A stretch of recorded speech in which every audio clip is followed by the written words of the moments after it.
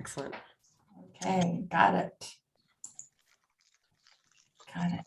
Okay, good afternoon, everyone. Welcome to the Early Learning Council retreat. And this is October 27th, 2021.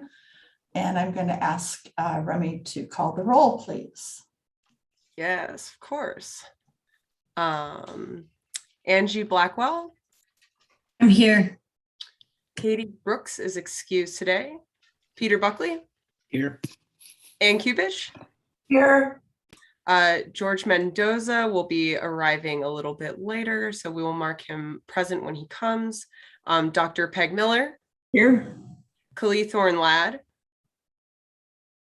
Here. Sue Miller, Chair. Here. Our directors, our agency leads are excused today. That includes Pat Allen, the director of the Oregon Health Authority, Colt Gill, the director of Oregon Department of Education, Margaret Salazar, the director of Oregon Housing and Community Services, and Liesl Wendt, the deputy director of Oregon Department of Human Services. And finally, we have Alyssa Chatterjee, the Early Learning Systems director of the Oregon Early Learning Division. Who is here? I know she's present. Okay, I'm marking her present. Excellent. Thank you. Talked to her a couple minutes ago. So thank you, Alyssa, for being with us. And just counsel for your information, Alyssa has to go off after her presentation on DELC. So we have Alyssa till about 2:15 or so. So if there are other questions you want to ask her that maybe later in the agenda, you'll want to grab her before 2:15.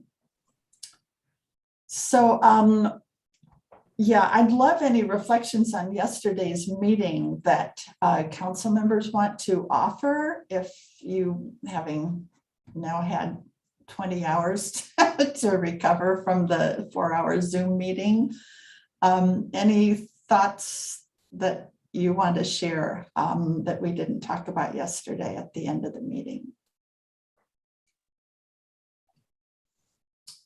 We shouldn't have gossiped about Peg so much. I mean, that was probably not a good expenditure of time, but I thought the meeting was a good meeting, and I was impressed with the 21 priorities or 22 priorities we identified. There's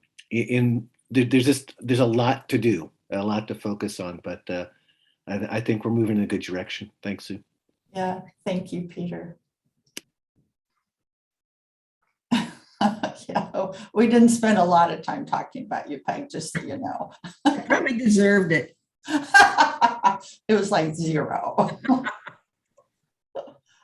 I think I was just really, what really struck me is how much the agency directors are dealing with lots of new money and this trying to figure out how to allocate that and implement and use it wisely. And, you know, particularly Margaret Salazar when she was talking, but even Liesl was, and so on. And so, you know, I hope that this collection of brilliant leaders is able to figure out how to use this incredible windfall really, really well for the people who we care about.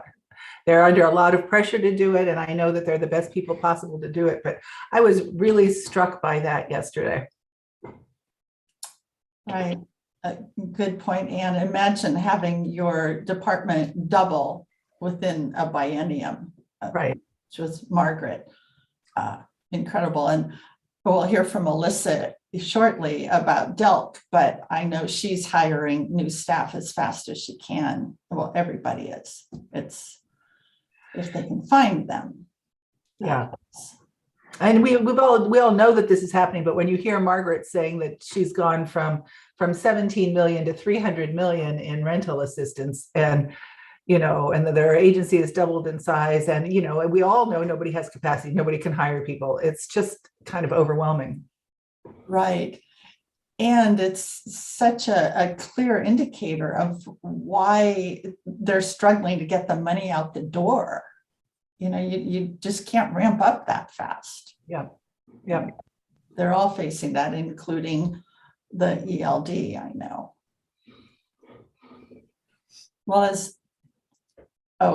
hi, Kali. Good to see you. So as I was reflecting on the list of 21 or 22, I decided to go back and just take a quick look at the priorities that we listed in our Raise Up Oregon progress report, which was January of 2021. So what, almost a year ago. And I don't, maybe this is good news, but I want you to know that a year ago we had 37 priorities in our progress report. So I thought that might give us some solace that we're down to 21 to start with. And as I read through them, you know, some of them are, I don't know if anything's checked off, but some of them we have definitely progressed in. We've got protect funding and COVID-related policy changes for ERDC. So far, those are extended. Expand baby promise, OPK, and preschool promise. We know we got new slots. Develop policies and supports to reduce expulsion and suspension. We aren't there yet, but the legislation passed and we're on our way. Implement safe sleep campaign. Once again, we're not there yet, but it's certainly in progress. Co-locate early childhood facilities and housing. Margaret's got $10 million to at least plan for doing that. Continue to grow universally offered home visiting. We heard that's been really a tough start, but people are very committed to that. The idea of getting early childhood performance measures into the CCO metrics. We know that that's moving forward, and that's on our current list. Advance an independent early learning state agency focused on early care and education. Yay! That's a check mark. We advanced it, Alyssa. Now you have to stand it up, but but we advanced it. Develop effective ways of engaging parents and providers, and we're certainly, everybody's making progress in that. Not that we're there yet. Create a tribal early learning hub. The advisory committee met last week. And continue to support ODHS's one integrated eligibility system, which we all talked about yesterday. So as I say, not many of those are like checked off because they're done, but we can feel good about making progress. So that is sort of going from 37 to 21. All of a sudden the list looks more manageable, and we'll have time to talk about it this afternoon at 3:20.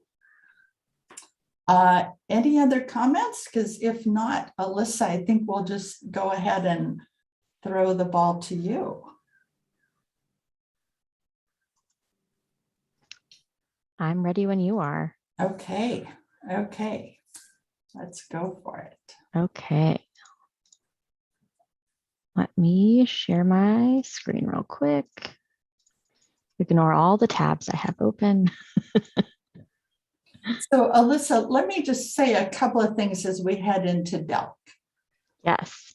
because there are things that have really struck me in all of our planning calls that I just want to share with the council members. As we're going to see in Alyssa's presentation, you know, standing up DELC is a lot more than moving ERDC over, right? That's a big piece of it, a huge piece of it, but it's only one piece. Another piece is all the administrative functions that ODE has been doing for us in the past. Some of those need to move over also. I think some are going to stay with shared responsibility, but and then of course there's just DELC itself and how Alyssa is going to try to organize DELC as an agency. So it's bigger. We tend to, a lot of the conversation ends up focusing on ERDC, and I just think we all need to go into this knowing there's a lot more to it than that. And I guess the other thing I would say is this is an incredible opportunity and kind of an honor to have Oregon have a single focused early childhood agency. And Alyssa may be talking about that, but therefore there's a lot of responsibility that goes with that, but it's also incredibly exciting. So, and we're lucky to have a fearless leader at the helm to make this happen. So with that, Alyssa, I'll turn it over to you. Thanks, Sue, and thanks for that framing. Yeah, we, as we're walking through this, we're really trying to emphasize that this is a new department. This is not, as I've been calling it, like ELD plus. This is not a merger. This is designing a new department that's going to have many existing programs that live in different agencies moving into it. So just wanted to remind us of what's in the legislation. And I know this is a very wordy slide, but this legislation does several things. It establishes the new Department of Early Learning and Care on January 1st of 2023. It subsequently moves the employment-related daycare program from the Oregon Department of Human Services to our new DELC, Department of Early Learning and Care, by July 1 of 2023. And it also made some adjustments to the ERDC program itself. So it caps the copays at 7% of families' income. That change went into effect this month. I believe average copays will now be about $16 a month. So we're really excited to see that change for families. It also looks at some different eligibility components that are going to be reflected in these progress reports. So our first legislative progress report was due September 30th. It's very short. I think it's less than 10 pages. It pretty much is just capturing the work done to date and the work ahead. There's no recommendations, no kind of leanings, but it does include a reference to the employment-related daycare current state report that Alvarez and Marcel did with ODHS in the spring and summer to really understand all of the intricacies and roles and functions associated with supporting the ERDC program. January 15th, we'll have 2 reports due. The first will be led by the Early Learning Division that's really focused on all of the recommendations associated with standing up the new department: staffing, budget considerations, IT considerations, what's shared services, what's moving, any timeline considerations to factor in. And the second report is going to be led by the Oregon Department of Human Services, really looking at ERDC and the enhanced eligibility recommendations that came forward in the legislation. So we'll be working closely together across both bodies of work. ODE is playing a really large role. You'll see in this last bullet here, particularly on how to strengthen early intervention, early childhood special ed connections, and really making sure that we're able to find better ways to work across our programs and serving children through that program. And then we'll have a final progress report due to the legislature on September 30th of 22 to kind of do that final check-in before we press go live on January 1 of 23. The legislation also addressed the Early Learning Council's role, at least at a high level. So it did clarify, this is in part following up, I think it was House Bill 2262 possibly in 2019 that kind of redefined the council's role. It shrunk us back down to 9 voting members, but really setting the council up as the leader for cross-sector strategic planning, establishing goals, objectives, and strategies for the system. So really much more reflective of the cross-sector nature of the work you've all been doing and the goals outlined in Raise Up Oregon. It clarifies that DELC shall function under and be coordinated by the council while still falling under the supervision and control of the early learning system director. So the director is still responsible for duties, functions, and powers of the department, with the council really helping to provide some of that direction and, again, coordination as part of a broader cross-sector system.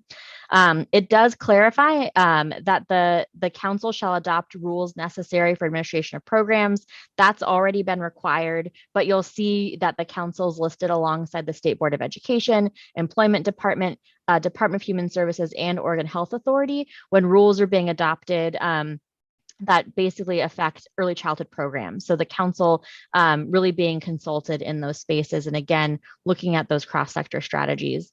And then another place where we added some new language is adding the council to coordinate with the State Board of Education, as well as the Superintendent of Public Instruction, and my position to develop and administer the interagency program of early childhood special education and early intervention services. So I think, I know we've talked in the past about where we can strengthen that coordination with the State Interagency Coordinating Council that really oversees a lot of this work, as well as the State Board of Education. So this was just one kind of simple thing we could do to reinforce that connection in legislation alongside the recommendations that are being developed as part of some broader ongoing work to strengthen this program between ODE and the Early Learning Division. So you've all seen, Alyssa? oh yeah. Excuse me, let me interrupt. Do you want to take questions as you go through this, or do you want us to hold questions till you're done? Go ahead and ask me while we're going. Feel free to interrupt me. Okay, council members, just so you know that as she's going through it. Certainly I'm wondering what it means that DELC functions under us, but I guess we'll figure that out over time. Yes, it's I a had the great, same great question, flag. particularly coordinate.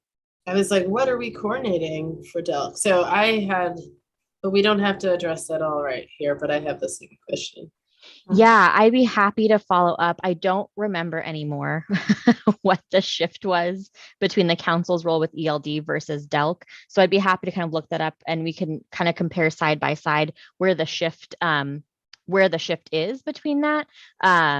We've always had both the Early Learning Council and the Early Learning System Director in leadership roles. I think historically, sometimes those roles have conflicted. So we did attempt to disentangle that a little bit. And we could definitely spend more time on really what that means and what the intention is behind that. Okay, I think that would be helpful maybe at our January meeting, Sure. Alyssa. And I don't know if the consultant can help disentangle or clarify some of that. Absolutely. Great, thank you. Any other questions yet, council members? Okay, super. Thanks, Alyssa. Yeah, and I've got you all minimized. So shout out, or Sue, call out if you see someone raise their hand, because I won't see them. So this is just a reminder for you all about really the vision and one of the biggest drivers for establishing this new department, but establishing a unified early education and childcare system that's delivered in diverse settings. So as you know, Oregon has always chosen to invest in, we have chosen to invest in mixed delivery settings. So really recognizing the importance of all types of early care and education and childcare, family, friend, and neighbor providers, our small and large home-based providers, Head Start centers, community-based organizations, and really trying to emphasize access for our culturally specific organizations, our licensed childcare centers, our before and after school age care, and public schools, all playing a key role in expanding access to the system across the state.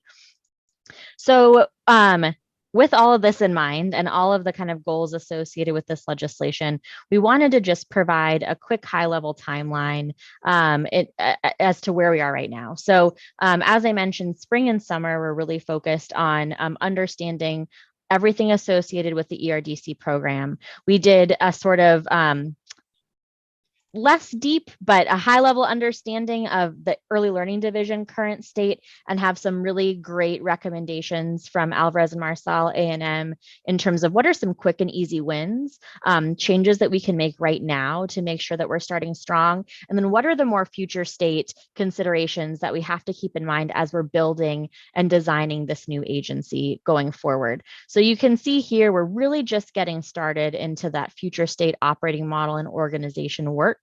And then we'll head into the implementation plan that we need to develop to keep that work going. And I think we have Ann Volk on.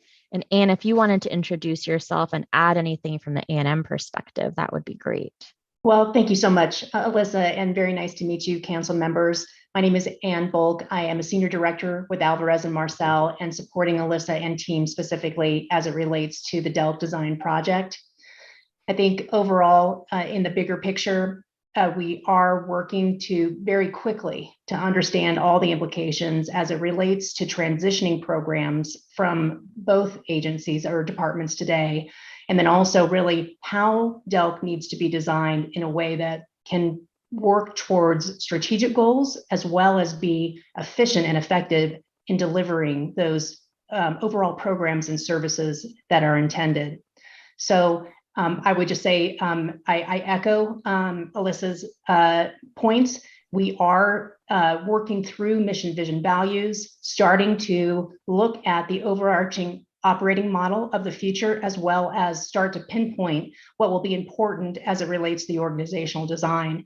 Our overall hope is to work through this, the big decisions within the future state within the next few weeks in order to be in a position to feed in information for legislative reporting, as well as to position the DELC executive team for success in working through the short cycle, as well as planning for the next biennium. Wow. Nice to meet you, Very Anne. nice to meet We you. appreciate Exciting work. Yeah, it's certainly exciting work. That's probably an understatement. So Anne, are you focused mostly, we talked about 3 different pieces of this enterprise, this effort. Are you focused mostly on sort of the internal ELD piece, or moving ERDC, or the shared services, et cetera, with ODE, or all of the above? I would say it's all of the above, and Alyssa, please help around the edges there, but I believe it's all of the above. It's really how to structure DELC and all of the components of the migrating programs, and then how the organization and the services need to be structured in order to deliver. So it is inclusive of all of more the back office functions and how to organize those in a way that's efficient and effective, where shared services will be sourced within the state ecosystem, and then also where new capabilities need to be introduced into the DELC organization, where we've had those services sourced elsewhere before from ODE, from OHA, et cetera. So it is that bigger picture, but it's really all about how DELC needs to be designed in order to effectively reach the strategic goals in the bigger picture and be able to deliver services effectively with zero impact to services as they are delivered today. Yep. Wow. Okay, good. Well, Yeah. thanks for being with us. Don't go away. There may be other questions. Absolutely. And we've also got Dr. Khan, who's joined us, and she's really kind of point with A&M and keeping this project going. So Dr. Khan, I wasn't sure if there's anything you wanted to share from that project perspective as well. Yes, thank you, Alyssa. Good afternoon, everyone. I'm Dr. Nasreen Khan. I'm the Chief of Staff, so also co-leading this effort with Alyssa as the sponsor for this project. I just want to echo everything that I heard from Alyssa and Anne. And I think the only thing I would like to add, I'm sure Alyssa might have mentioned this, is like adding the equity and diversity inclusion lens over all our processes, and also building an organization that can adapt easily to the changing needs that may arise in the future. So this is super exciting work. It's moving very fast, and probably one of the fastest projects I have been associated with, but it's exciting. And I think just having this tremendous support from leaders within ELD, and also just looking at your guidance, I think we can set up an agency that would meet the needs of the Oregonians going forward. Awesome. Thanks, Dr. Khan, and welcome back to the council. It's good to see you again. Thank you. Thank you. All right, I will pull our slides back up. So this is a slightly, I know this is very difficult to read, don't expect you to be able to see all these details, but just wanted you to kind of have this high level project timeline that's a little bit more detailed than the previous slides. So you can kind of see what we're working through and kind of how we're trying to break up this work. So we've gone through governance and guiding principles, mission and vision. As Anne said, we've been shopping that around internally. We've done a little bit in terms of looking at existing stakeholder input we've collected through other means, but we'll be doing much more robust engagement in the spring, and would love to come back and talk more with you all about how the council wants to be involved and can help drive that work. But but wanted to be in a position where we knew our resources, we knew timeline expectations from the legislature so that we can deliver on what families and providers and community wants to see from this new department. And you'll see here we've broken out ELD operations, what's the plan to transition policies, change management. So really trying to break this work down and all of the components associated with standing up a really strong department on day one. And right now our work with A&M, which is what's captured here, is really focused on getting us ready for that January report and the February short session, because that's when we'll see the release of the special purpose appropriation, so the funds that were set aside, any new requests for funding, the final staffing package. So this is all in service of getting us to February. So this is sort of another way to look at that kind of Gantt chart. These are the kind of overarching buckets that we've tried to roll this work into, and that A&M is really helping us to drive internally to ELD, as well as with our partners at ODHS and the Oregon Department of Education and Oregon Health Authority. And this is sort of a quick snapshot of the design project status. And Anne, I'll turn it to you to kind of highlight here where we currently are. Sure, thank you. So in the bigger picture, we've gone through and we have developed a governance structure for the project work and design altogether, calling that transition team. And that has been convening to take a look at all of the ERDC considerations and really triage those in a way that we can start to develop projects around those that can be sequenced within a project roadmap. We've completed the current state analysis. We've done some state benchmarking. We have initiated our future state design. Again, mission, vision, values, operating model, and org model are beginning now. And we are developing a master stakeholder engagement strategy and communication plan, and starting to build the infrastructure to support that, primarily internally, so that both ELD as well as ODHS, particular ERDC staff, have the ability to get information in a timely manner and go and seek information in a place that's convenient to them, FAQs, one-pagers, et cetera. So as we're taking a look at the next few months, it's really all around finalizing both ERDC and ELD migration decisions, and then solidifying the drafts of the future state design. That way, Alyssa and team can move through various stages of stakeholder engagement to get input.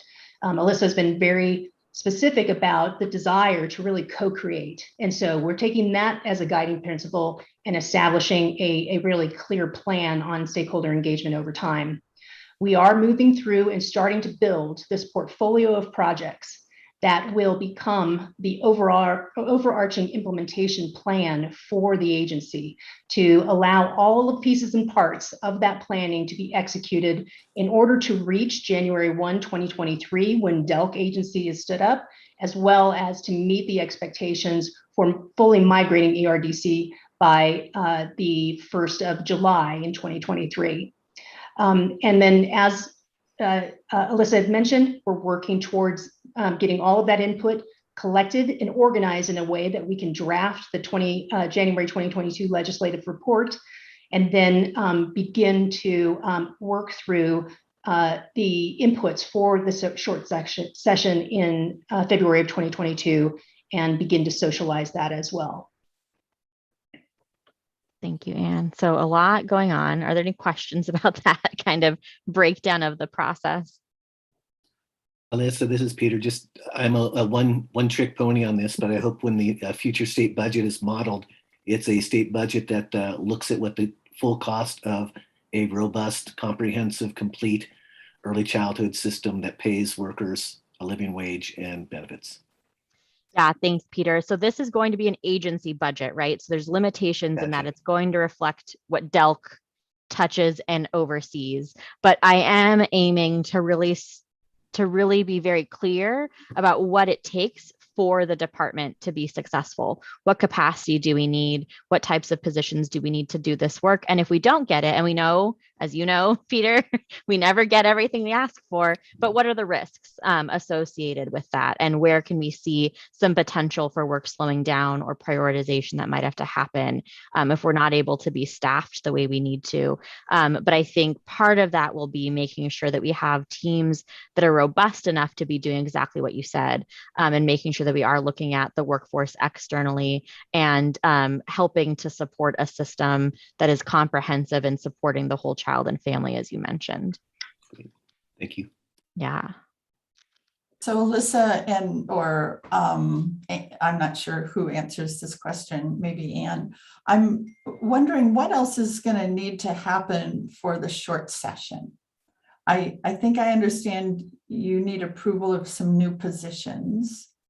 Anything else? Because I think, advocacy is one of the roles the council plays and likes to play. And so it'll help us for the later part of today's agenda to know what else we need in that short session. Yeah, I'm happy to start, Anne. And I think it's a little early. So we don't know yet how far off we were from what we kind of our best estimate back in June. So the legislature asked us to estimate the fiscal impact. We did our best to map out the positions we thought we would need. We did not attempt even to touch the positions needed to support ERDC. So we know at a minimum we're coming with some new position requests there. We're working with ODHS to see how much FTE, those are the positions themselves, not the people, could move. Where do we need to ask for more? I think one thing that the legislature is aware of is that on both the ELD and ODHS side, these are programs that have been under-resourced. So again, trying to frame this as, okay, here's what's been supporting the program. Here's the positions that we've had. Here's what we actually need to do the work the way we all have wanted to do it. So I think that's going to be a key part of it, but we don't know those numbers yet. I think the other piece associated with this is it won't just be the difference between the positions we thought we needed and now that we know more of the positions we actually need, but what's it going to cost? So what is it actually going to cost to build a new provider payment system? And roughly how long will that take? We had set aside funds from the American Rescue Plan Act to fund some of these changes. Those have a liquidation deadline. So will we be able to actually execute on all of this work before we run out of the funds? So that's what we're kind of just starting to ruminate around. And as Anne said, we've got some of the major decisions still to come. But Anne, if you want to talk a little bit about how we're kind of setting up the subject matter experts and exploring costs going forward, that would be great. Yes, absolutely. One thing that we are doing is really, to the best of our ability, trying to get as fine pointed as possible within high level planning, resource planning, and then the cost associated with that. So because we have such a short time frame, we're really focusing on creating a mechanism for good rough order of magnitude estimation in order to create that view, not only of what's going to be required to implement big new changes like a provider management system, but what are the one-time costs required to actually stand up the agency in whole. Yeah, Okay. Thanks, Anne. Okay, well, I think we're only 2 or 3 months away from that. So as you get more information, and it may be our January council meeting where it would be helpful to just know how we can support the session. We're also working, Sue, with the Hunt Institute to bring together kind of key stakeholders and legislators, likely the first week or two of December, to kind of preview the report, make sure that there's no, sticker shock, but also give legislators and advocates a chance to tell us, like, I think you missed the mark here. Here are the questions we're going to have, so we can do our best to incorporate that into that January report and be ready to speak to those issues in February. So I think we'll have that opportunity to bring the council in then. And then our plan was to come back in the January meeting and really dig deeply into that much more comprehensive January report that'll be due on the 15th. Okay, and I think we'll all appreciate getting whatever the date for the Hunt convening is on our calendars ASAP. Absolutely. I'm working with them now to pick their date so we can get the save the dates out the door. Got it. Okay, thanks, Alyssa. And thank you, Anne. Okay, I will keep us rolling. So this is just kind of how we're thinking of some of the mission, vision, values work that Anne mentioned. We're really kind of in the early mid stages. We just had a meeting this morning actually with early learning division staff, as well as some ODHS childcare policy staff that joined us to really think through what's the purpose and mission of the new Department of Early Learning and Care, and what are we really trying to create to deliver on that mission, and how are we going to focus our energy and our resources and our capacity, and what qualities will drive that behavior. So in early stages there, and would be happy to kind of share back how that's looking. As I mentioned, we'll be doing much more robust engagement in the spring. And so this is really just to kind of set some initial thinking and framing for the purposes of the January report, but the work will by no means be done. So we still want to shop this back to community, shop this with you all, and make sure that we're on track. And again, have that framing of the resources available to our disposal, any shifts in direction we've received around timing, shared services, whether our recommendations have been accepted. That's all going to be really important in terms of making sure we frame up these questions for you and for community in a way that's actually achievable. And Anne, is there anything you want to share for kind of from the A&M perspective and where we stand with that work? I would just say that I'm really excited about the work that has started to emerge. And this is an evolving process, as Alyssa had mentioned, but there has been so much engagement within ELD as well now with ERDC childcare policy staff to really start to build this in a way that reflects the front line as well as the strategic intent. So really excited about how this is working through. Thank you. And as you'll see here, and actually this made me think of something else, as we think about the role of ELC, and this kind of comes back to that legislative intent. Why does the council exist? What is its role separate from the department? I also wanted to note that the logo you saw at the front end, the colors we're using, this is just our design project logo and color scheme. There will be a whole nother process to really decide what is the branding for the department. So just wanted to get that out there too, as we're thinking about future considerations. So Alyssa, then does that mean there's going to need to be branding for the Early Learning Council separate from DELC? That's our hope. I know we've wanted to do it for years. And so I think this is a great opportunity to not just define the different roles, but actually brand them and show where they're connected and separate. Right. Okay. Keep that in mind, council members. Yes. Put your thinking hats on. Right. So this is sort of a summary of both the ELD and the ERDC current state analyses, kind of rolled up in sort of the overarching takeaways. So there's a lot of opportunities as we think about cross-function and cross-program communication, and opportunities to look at how we can leverage our existing infrastructure and resources across those bodies of work. We have an opportunity to make improvements from a grants management perspective and really looking at a system that can support the end-to-end grant management process. Lots of opportunities around contract management, which I know we've all talked about before. Staff capacities, again, this is where we need to look at what our existing staffing looks like, not just in terms of existing positions, but vacant positions. What are the barriers to recruiting and retaining the staff we need to really keep this work going? Standardization. So I think you've all heard over the years, the Early Learning Division, we have kind of always been building since we were created. And so really taking a moment to pause and set some standards across all of our bodies of work as a new department and make sure that there's shared understanding of those processes going forward. We've done a lot of strategic planning with the council, but really figuring out what that means in terms of driving the new department's work. Again, where are those opportunities for interconnection? Where are there any bodies of work that differ from the strategic plan and goals of the council? Technology and data. So again, I mentioned provider payment system here, you'll see as number 8, but also looking at what are the systems we're using for data collection across our programs, and are there opportunities to leverage both system development going forward? And then customer service. So as we think about the roles and functions associated with ERDC, where is there existing infrastructure in ELD that supports family and provider engagement? Where are there opportunities to learn and grow? And how do we really really, again, kind of start strong in terms of having an accessible and supportive customer service strategy. To Anne's earlier point and to your question, Sue, that's sort of the overarching opportunities. So again, just driven from kind of the current state reports and assessments of both ERDC as a program and the early learning division as a division. But these are just a quick high level sampling of the other things that we have to think about, because again, this is not just redoing the early learning division. This is a new agency. So we have to think of functions that we have not had as ELD, like our own human resources. How are we managing our facilities as an agency?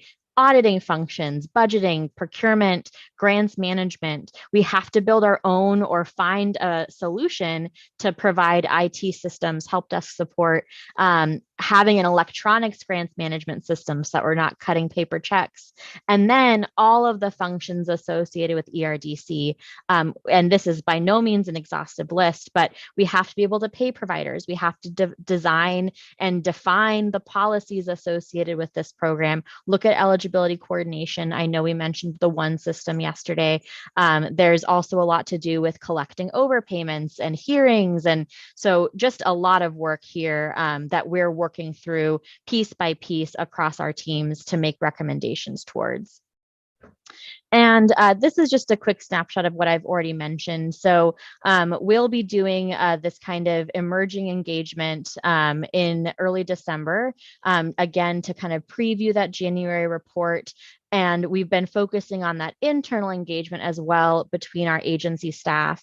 But the real engagement is going to happen in the spring. So helping to simultaneously build awareness of our objectives and really make sure that we have a shared understanding of what families and providers are experiencing and what they want to experience going forward, and what we need to really be cognizant of as we think about this transition and trying to make it as painless and seamless as possible for everybody involved.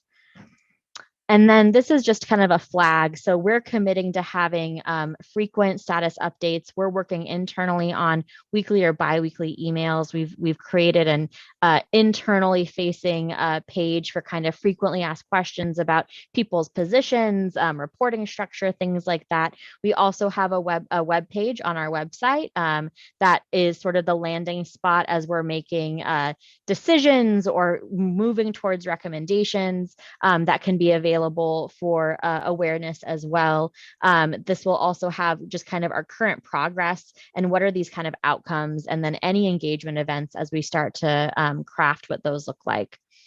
And then this is just for your awareness in terms of what else is happening. So there's a lot of work going on with DELC, but I don't want to imply that we're pausing on any other bodies of work. So one thing we're trying to really wrestle with is how do we truly prioritize all of this really important work while we're also trying to build and design a new agency, and what capacity do we have to do both bodies of work well. So just quickly to run through this, you heard Colt and I both talk about kindergarten assessment redesign and the early learning and kindergarten guidelines updates. We've got work going on as part of House Bill 3073 to strengthen that EI-ECSE connection, looking at childcare rules alignment, as you've heard before, and that kind of 2-year process to do that work. The childcare stabilization grants are out the door, but they still take a lot of work on the agency end to keep those funds rolling and review applications. We're coordinating professional learning and training. So we have the suspension and expulsion prevention work, but there's so much work associated with that and how to plug it into our broader professional learning system development. And then how are we looking at KPI, which we were able to redefine slightly this last legislative session to help us target supports and really focus on evidence-based programming. And then all of the community planning and that's associated with program expansion. So we're still working on getting ready to expand access to Preschool Promise, OPK, Equity Fund, Healthy Families Oregon, and Parenting Ed over this the next several months to finish out those funds for the rest of the biennium. So lots going on. I will stop sharing and happy to answer more questions. Oh, you're muted, Sue. I have a quick question on the last slide where it said professional learning, I think it was, or professional development. And it only mentioned the suspension expulsion, I think. Where does Spark land in this to-do list? Yeah, so it is definitely a high priority. I think this is, it falls within coordinating professional learning and training more broadly. We know we have to very clearly define quality if we're going to keep talking about expansion and support a professional learning system that is very clear about where we need our early educators to go. So we have a recruitment open right now, actually, for the Spark coordinator. Happy to send a link to that for you to shop around to your networks. If you have someone who's just got a really great mind for system development and program quality to keep that work going. But I've really flagged Spark redesign as a high priority for the division over the next year. Right. And I think because you mentioned it yesterday, it's on our list of 21 Yep. priorities that we're going to talk about later today. So Great. that's why I was raising the question. Yep. Thanks for calling that out, Sue. Yeah. Okay. Wow. Council members, questions, comments? Who wants to apply for a position? Kali. My only question is around recruitment. So there's a lot of staffing up that's going to be needed. And you were talking yesterday about equity and grounding it in equity. Having the right staff is huge. And I'm wondering if we're going to utilize, or if you're planning on utilizing a different recruitment techniques than in the past, and also how you'll allow for remote work, given, we talked about the needs of statewide representation. I'm just curious if you have a recruitment and hiring plan, because it's just hard to hire right now too, on top of like, it's never been easy for government, but it's hard for everyone. So I have a wondering about that. Yeah, no, it's a great question. And then you tack on just the backlog that HR is going through at an enterprise level. Yes, no, share the concern. I think for the first time, we actually get to have dedicated HR staff. So Heather Thomas, who just started with us about a month ago, she is going to move to Delk with us. So we're in a place of finally being able to have folks who know and understand our work and the types of folks we're recruiting. So that's going to help. But I think we also want to really be partnering with you all as we're identifying the needs for these positions, what we're envisioning they'll do. I think one of the advantages as we're working with A&M to kind of craft the ask is we'll have a much clearer understanding of the work they need to get done. And I think that will help us craft clearer position descriptions and job postings, but will also allow us to make much more pointed asks of you all and your partners to help us identify some really strong applicants for these positions. And on the kind of telecommuting place, Kali, we've got a lot of free reign right now, at least. DAS has given agencies the ability to kind of define what we want our work environments to look like, where you can have that flexibility. Obviously, there's plenty of roles where you can't be working remotely, but our staff have largely indicated a desire to remain remote, at least part-time. And so we're definitely open to finding the right strategy. I think our plan is to really kind of phase staff back beginning in January, but probably giving us until April or so. And that's what ODE is doing as well. And then giving ourselves 6 months to see what's working. Because it's obviously one thing when everybody's remote, it's a whole different ballgame when you've got half of your team virtual and the other half in person. So making sure that we are setting everybody up to be successful and get what they need from their teams, but also trying to be a lot more flexible than state government historically has been when it comes to telework. So I'm excited. So following up on that, a quick question, and it may be for you, Anne. There's an upside and a downside to the virtual world that we've been living in. Would you describe, Anne, from your experience and awareness of programs, is it a net plus or a net minus for the work we're doing, for trying to put a new, department together and building partnerships with agencies and, community engagement, all that stuff? Is it a plus or a minus?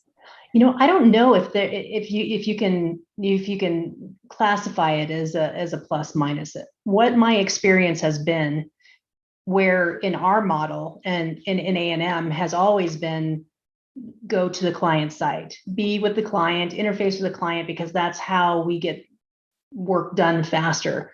What we've proven over the course of the last year and a half is that we're just as effective, just as productive in a remote environment and in hybrid environment than we were face to face. There is a relationship component that is so much easier to build when you are face to face. But luckily, we have the technology in order to enable this. We're having a really good conversation here, and we're seeing each other's faces. So the bottom line is that I believe that in the right conditions with the right kind of policy and procedure around it, you really can effectively manage a hybrid or a remote workforce and have the technology capabilities and underpinnings in order to enable that. So I don't know if I answered your question directly, but I can say that I really feel as if we have the ability to support the desires of workers and how they want to work as we're going forward. I think that's a huge deal. And I think hiring talented people will require that level of, I don't know, flexibility, but having the infrastructure to support it. Exactly. Which, I mean, years ago, I worked for the department. That infrastructure was not there. So that's good to hear. Got it. Alyssa's going to need to leave in a few minutes. So any other questions of Alyssa, and hopefully we'll keep Ann and Dr. Khan a little bit longer. Peter. Thanks, Sue. So Alyssa, on professional development and looking towards the work to stop suspensions and expulsions, do you see that work as really coming from the state down to the regions, or is there going to be a curriculum developed on the state level provided to preschools and childcare centers, or how exactly is that process going to work? Yeah, and Carrie, I'll encourage you to jump in since I know you're working so closely with John on this, but we're in the process of really designing that model. There's been a lot of really targeted input and focus group sessions with families and providers, but at a high level, it is kind of a state down. We are trying to define the model that's accessible by families, accessible by providers, that's staffed with mental health consultants and folks with professional development and TA expertise that can help locally. So it wouldn't be a curriculum. We're not entering into the space of curriculum design.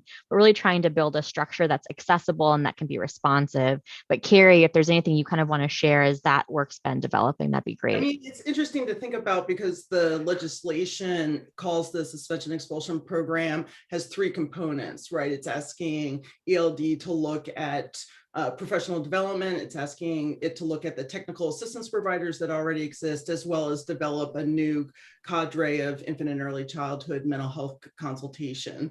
And so I think a lot of the work has been for the new part. What do we need to know from the community for the charge of mental health consultation to start from the very beginning, to be centered in culture and race across the state of Oregon?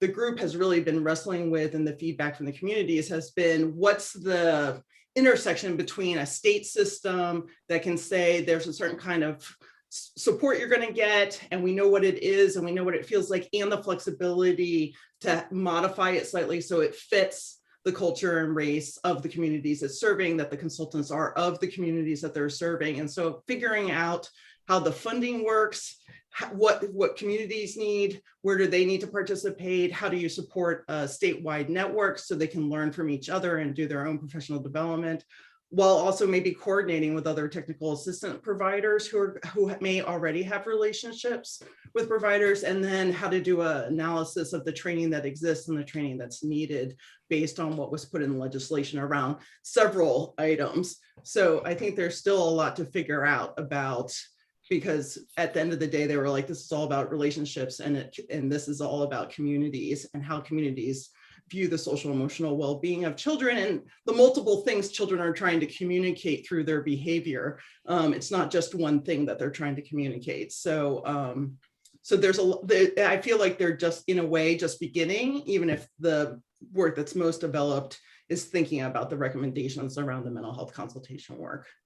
Nice, thank you. So what I'm hearing then is there's not going to be a curriculum, but there be a model kind of presented saying this is a model we think can work to get to reach that goal that we've set for ourselves. The workforce capacity here is an issue, though, too.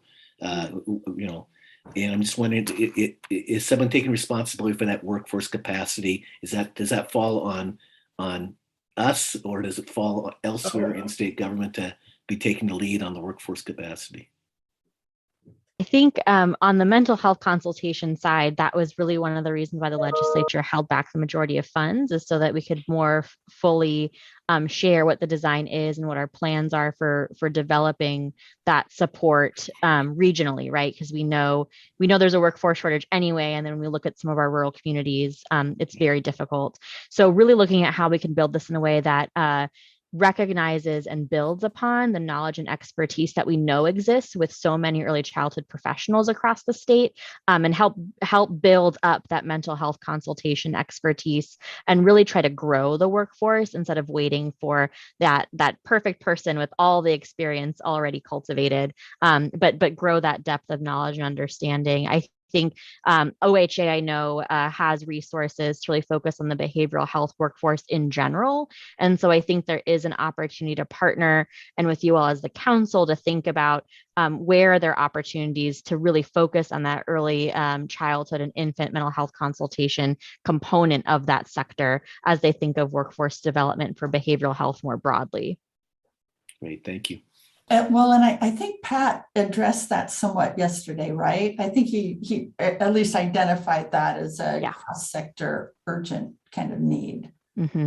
So there's certainly going to be a key partner in that. PSU's been doing interviews with mental health consultants of color and from rural communities that currently exist in local programs in Oregon, as well as did focus groups with providers, both in rural and specifically culturally specific groups, to explore some of these issues of what's most important, what's the skill set, what can be actually offered in professional development. So as we think about the cadre of mental health consultants, where can we start and actually start in a different place than other states that already have a model and now are trying to retrofit it with equity, race and rural in mind. And so I think it's, the conversation is taking longer, but I think it's because they're actually trying to create something that's a little bit different than exactly what other states have done. So I know that PSU is part of doing that work, and it will have their report. I think the aim is for December. So you'll also get to hear what they found out from people across the state of Oregon. Okay. Any other questions for Alyssa before she? Yes, Anne. First of all, I just want to jump in on that particular thing, because we've been funding a model for rural early childhood mental health consulting in Douglas County for a couple of years that we hope is feeding into all of this. And I know you all are aware of it. And so I just wanted to go back to what I thought was such a powerful point that you made yesterday, Alyssa, about the opportunities that you have when you're building an agency from scratch to build into the culture and the way of operating. Certain things that we've learned over time are really important. And my question is about building in from the beginning a culture around cross-agency and cross-sector collaboration. And, I'm taking very seriously that one little bullet about the role of the Early Learning Council, which is we're responsible for leading cross-sector strategic planning that establishes goals and objectives and strategies necessary for a statewide early learning system. And I didn't, in what you talked about, I didn't hear that in there. I know that you're thinking about it, but I would just ask that we hear about how you are trying to build within this new agency that ability to really sort of intuitively develop those cross-sector collaborations so that you don't, again, replicate the siloed model that we know isn't working, then have to figure out how to bust out of it, but actually sort of build that within the infrastructure of the work. And so I just wanted to point that out. And I know, there's some specific examples, obviously, with, ECSE, which is sort of currently an ODE, and now you're going to struggle to try and bring those things together. So that's like one little example. I'll just say this one thing.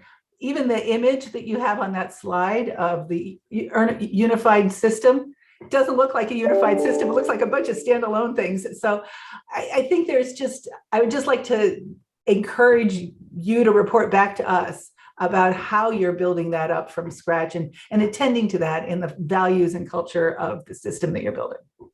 Absolutely. And it's funny because when we were shopping kind of mission, vision, values around with staff this morning, a lot of them were trying to wrestle with, what can DELC inform and where do we need to acknowledge that whole child, whole family perspective, and where we'll have to look to OHCS or ODHS or OHA to really meet the needs of families. And I think I've had conversations with partners, with legislators who say, should we move parts of EI, ECSE? Should we move home visiting? And I don't think the answer is that everything needs to live in this department.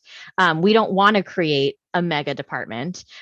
We want to have a really strong early childhood and childcare agency and very strong relationships with our other agency partners. So definitely a desire. I think yesterday was such an exciting time, especially as someone who's seen the council from the beginning, to have agency directors valuing and prioritizing these meetings and sharing such exciting ideas about how to be innovative and opportunistic. I just don't feel like we've seen that before. And so I think there's a lot of really great work happening with the council, and I will definitely report back, but I also would love to kind of hear what you want to see and also ask those probing questions of my other agency colleagues in terms of how do they want to be working with DELC? What do they want to see from us when we come to these early learning council meetings to make sure that we are capitalizing on those opportunities in our different bodies of work? Yeah. Thanks, Alyssa. I really love that, Alyssa. I just love hearing you think and talk that way. And I know you'll bring it into the work on a day-to-day basis. So I appreciate it. And I know you need to go, and hopefully we'll have that mission, vision, values on our January agenda. Yes. So we can also add to it as well as hear whatever other input you've had. But let's be sure that we've got that in January. Absolutely. I'm so sorry to have to run, although it was great to see you. Well, one quick comment before you go, Alyssa. It's not just agency directors, which is fantastic to see it from the top. I got a call from a doula today who said that she was so inspired by Raise Up Oregon that she wants to start a maternal health center in Grants Pass. And she wants to do cross-sector work to do. Woo! That's amazing. Great. Thanks for sharing that, Peter. Go for it. Okay. Thanks, Alyssa. Thank you all. See you later. Wow, that's great, Peter. What a fun phone call to get. Okay, Alyssa's gone, but we still have Anne, and I believe we've got Dr. Khan. Yes. So other questions, comments, whatever. Kali. Another question, and I apologize if I missed it, but is there going to be some sort of R&D arm to the DELC? Where sort of we can cultivate, curate, leading research as it relates to early childhood and health, both sort of, it's obviously education and health, but I'm curious if that has been being planned. So can Anne or Dr. Khan speak to that? Yes, maybe I can, but I just have one thing to say. So obviously I'm not as knowledgeable as Alyssa is, but that's a great question. And I think something we are thinking and we should be incorporating in the future model. But I would like to hear from my colleague, David, if he's still here, because it definitely falls under his realm of research. And so just curious to hear from him. David, are you still there? Yeah, I'm not sure I have anything quite magical to say on it yet. So I think we are sort of in the very early stages of sort of thanks to really, I think A&M really leading us through a lovely process and conversation, really starting with what are the functions that we need to have to be successful as the Department of Early Learning and Care, and really using that to drive what the organizational structure and needs are. And I think one of the sort of preliminary conversations has been that need for that sort of research and policy planning, and to really bring those together and think about that kind of function in the organization I think along, I don't think we were using the language R&D, but I think the function of sort of the intersection of research, policy planning, feels like, I think, what you were asking about, just in terms of a function that we've identified. And Anne, I don't know if you want to add anything. Sure.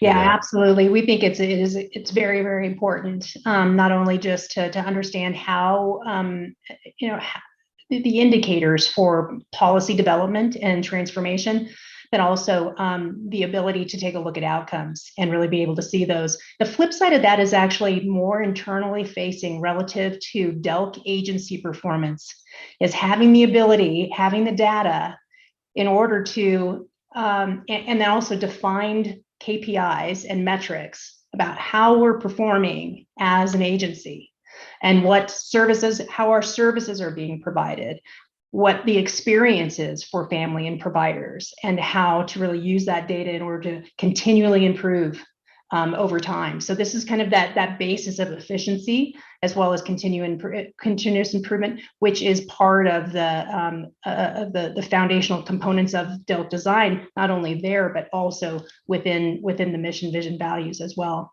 So overall, the last thing that I'll say about this is that all of this, whether it is KPI reporting and measuring and monitoring, or it's actually the block and tackle aspects of research in order to inform policy, it has to be supported by a strong data infrastructure, right? So these are part of the pinpoints of what DELC needs to do to really establish and meet those strategic goals.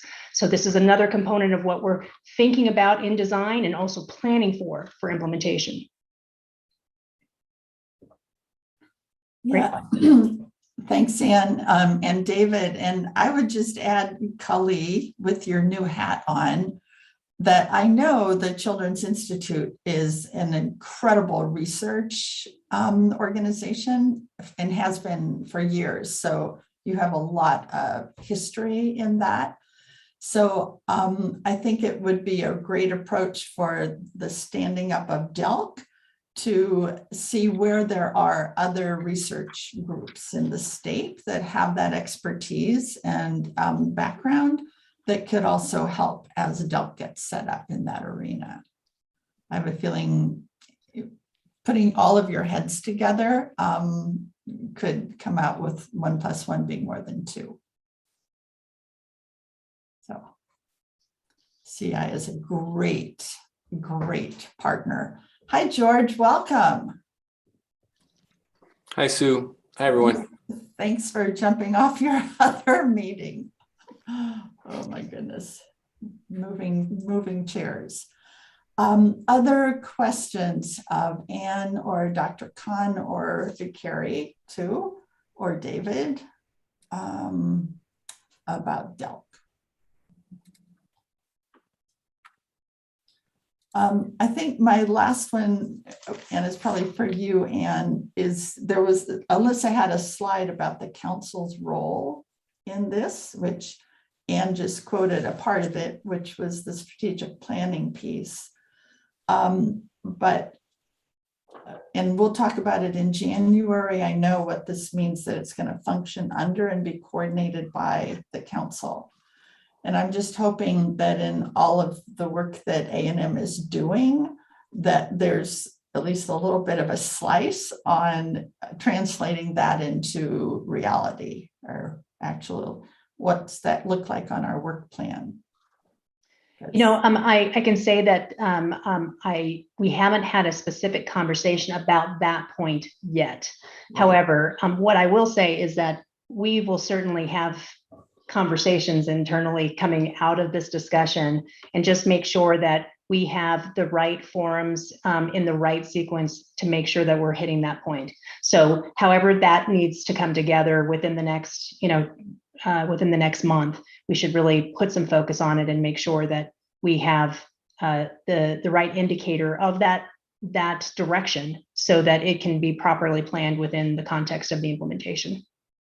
Okay, thanks. And I'm not surprised you haven't gotten to that yet. Just there's a lot under the hood, isn't there? Yeah, but I'm really glad it was pointed out. So thank you. Remarkable. Yeah, thank you. And we know we have the rulemaking function. It's just sort of the coordination that we're wondering about.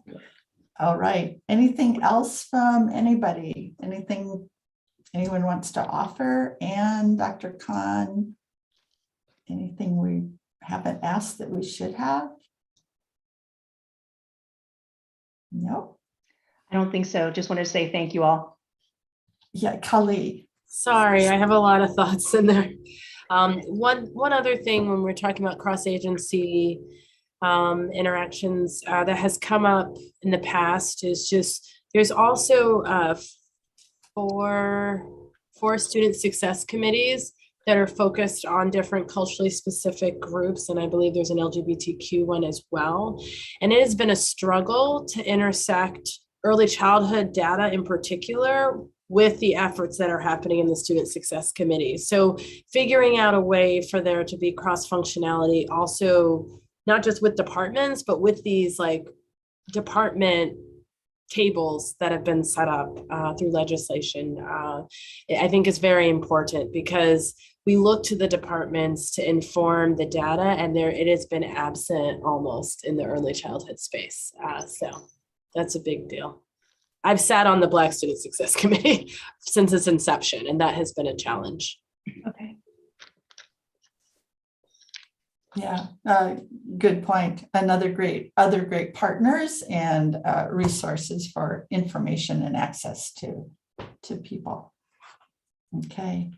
All right, Anne and Dr. Khan, thank you very, very much. Nice to meet you, Anne. We look forward to seeing you again. And Dr. Khan, good to see you again. Thanks for being here. Thank you. Take care. Thank you. Okay, bye-bye. So we will move on to our conversation about steps toward creating an equity strategy for the council. And Carrie, I'll let you kick this off. And then, as we all know from the agenda, Peter and Kali have both helped sponsor listening sessions in their respective communities. And so they'll be part of the presenters in this part of the agenda, but I'll let you kind of frame this up, Carrie, if you would. Right. I think the council is really doing multiple things to embed equity in the way that you do your work. But one of the commitments you made was to explore and experience what it would mean to host listening sessions with families around the state, especially families that may be the most disconnected or have the least access to opportunities around what we're offering. And I think there's a goal of trying to host 6 of them by the end of the calendar year so that all the data around the listening sessions and the quotes that are being captured can be part of our analysis in January meeting. So there wasn't an expectation of you to read the handout in a way for analysis for today, but we wanted to give you an update that 2 have happened. A third one is scheduled for November 9th, and we're working with Georgia's communities to get another 2 scheduled before the end of the calendar year. And so I just want to turn it over to Peter and Kali about what their experiences were like, and if there's something you want to highlight from the experience or conversation that you listened in on. Kali, do you want to go first? It's up to you. I always go first. All right. Well, I have notes, so let me look at my notes. I think, it was pretty powerful. It was a group of all Black moms, I think female identifying, varying ages, varying socioeconomic backgrounds. When we think about barriers to success, we often think about just poverty, but I think when you are in Black skin, there are other barriers because of racism that are presented. So to me, it was important to show sort of the multiple facets of like Black parenting, Black parenthood. There was a couple of moms that had been teen moms as well, which wasn't something, I got a chance to get a little more background on the different folks. And so they didn't announce that in their introductions, but, and then we also saw a number of moms who had kids across the spectrum. So they had like a 2-year-old, but a 17-year-old. And that's not uncommon in the Black community, I would say, where people might have a child very young and then they have more children later. And so, and maybe it's common in other communities. I'm just speaking of like, that's a pattern that I see a lot. And a number of blended family homes as well. So some of the themes that came up, I would say, without any prompting, COVID and the impacts of COVID was a big thing. And a lot of the moms talked about the stress of COVID. Many of them talked about being grateful, about having jobs, and just like, you know, the instability, but also how I think a number of mothers, I didn't count how many, identified as being a single parent. And so they talked about, you know, having to manage things as a single mom, both the kids and the job. And, you know, so that came up. Mental health was another theme that you saw, and social emotional well-being. But what was striking to me was representation being a huge issue in mental health. And if you look at the quotes, a number of them talked about wanting to find a Black psychologist or psychiatrist, being on a waiting list for 2 years, having therapists that can relate to us, having therapists or psychologists that are culturally competent. Like that came up over and over again. There was a visceral concern and fear about getting any mental health support from someone that did not understand culture. So we talk about that a lot here, but it underscored for me, like, it's not just something I think is important, but that like many, like that was a common theme. Another theme that rose up was access to resources, and particularly in this COVID time, feeling like things even like libraries that had been places where folks had gone before were not safe, so they couldn't go to play groups in the libraries. There was also a huge desire to have access to like arts and music and sports, like everything costs money is what they were saying. And so wanting their children to do things, but that they couldn't afford all the time to pay what they were asking for. And was sort of like, why can't there just be more free access to basic things that children enjoy? And then there was a general conversation around just cultural representation in education and this idea of the criminalization of children. So we talked about, obviously, the suspension and expulsion. There is a real fear, and I've heard this anecdotally as a parent, my whole parenting, like it's an ongoing fear of being judged because of the skin that you're in, assumptions being made that are always negative, and trying to protect your child from the system that's supposed to be educating them. And so how do you both, you know, trust in and believe and support teachers, but also ensure that those teachers believe the best about your child, hold your child in high expectations, don't make judgments about them. And so there was a lot of sort of coalescing around this idea of Black children and not feeling as though they're seen and valued, and the idea of belonging being important from a very young age. And also, you know, there was a desire for parenting education, but not wanting to be seen as incompetent as a parent. And so there was a comment at one point about just, you know, I want to get support, but I don't want people to think I'm like ignorant.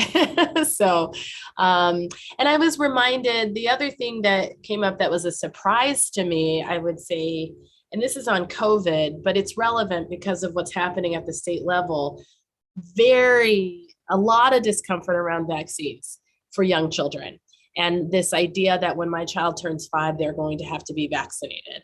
And that was a surprise to me because it's not what I see in my circles, but, and this wasn't coming from ignorance. I think there is a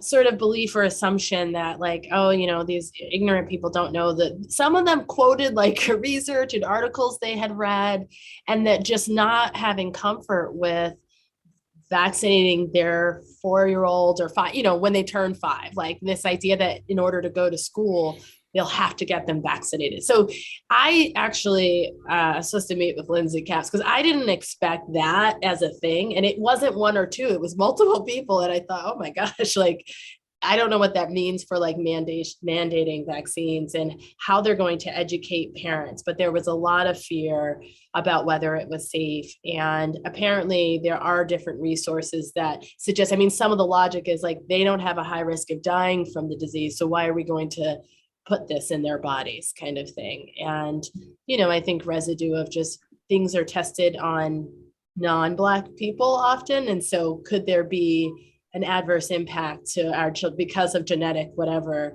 that may impact Black kids in a way that it doesn't other children? So that was, I think, probably the most shocking revelation that as I would listen, I thought, oh my, as someone who is very supportive of vaccines. So yeah, it was a very enlightening conversation. Some of the women I had a chance to talk to after that, they felt really good about being heard, being given the opportunity to speak. It was powerful for them. Some of them felt it was helpful to hear other women, like they didn't all know each other.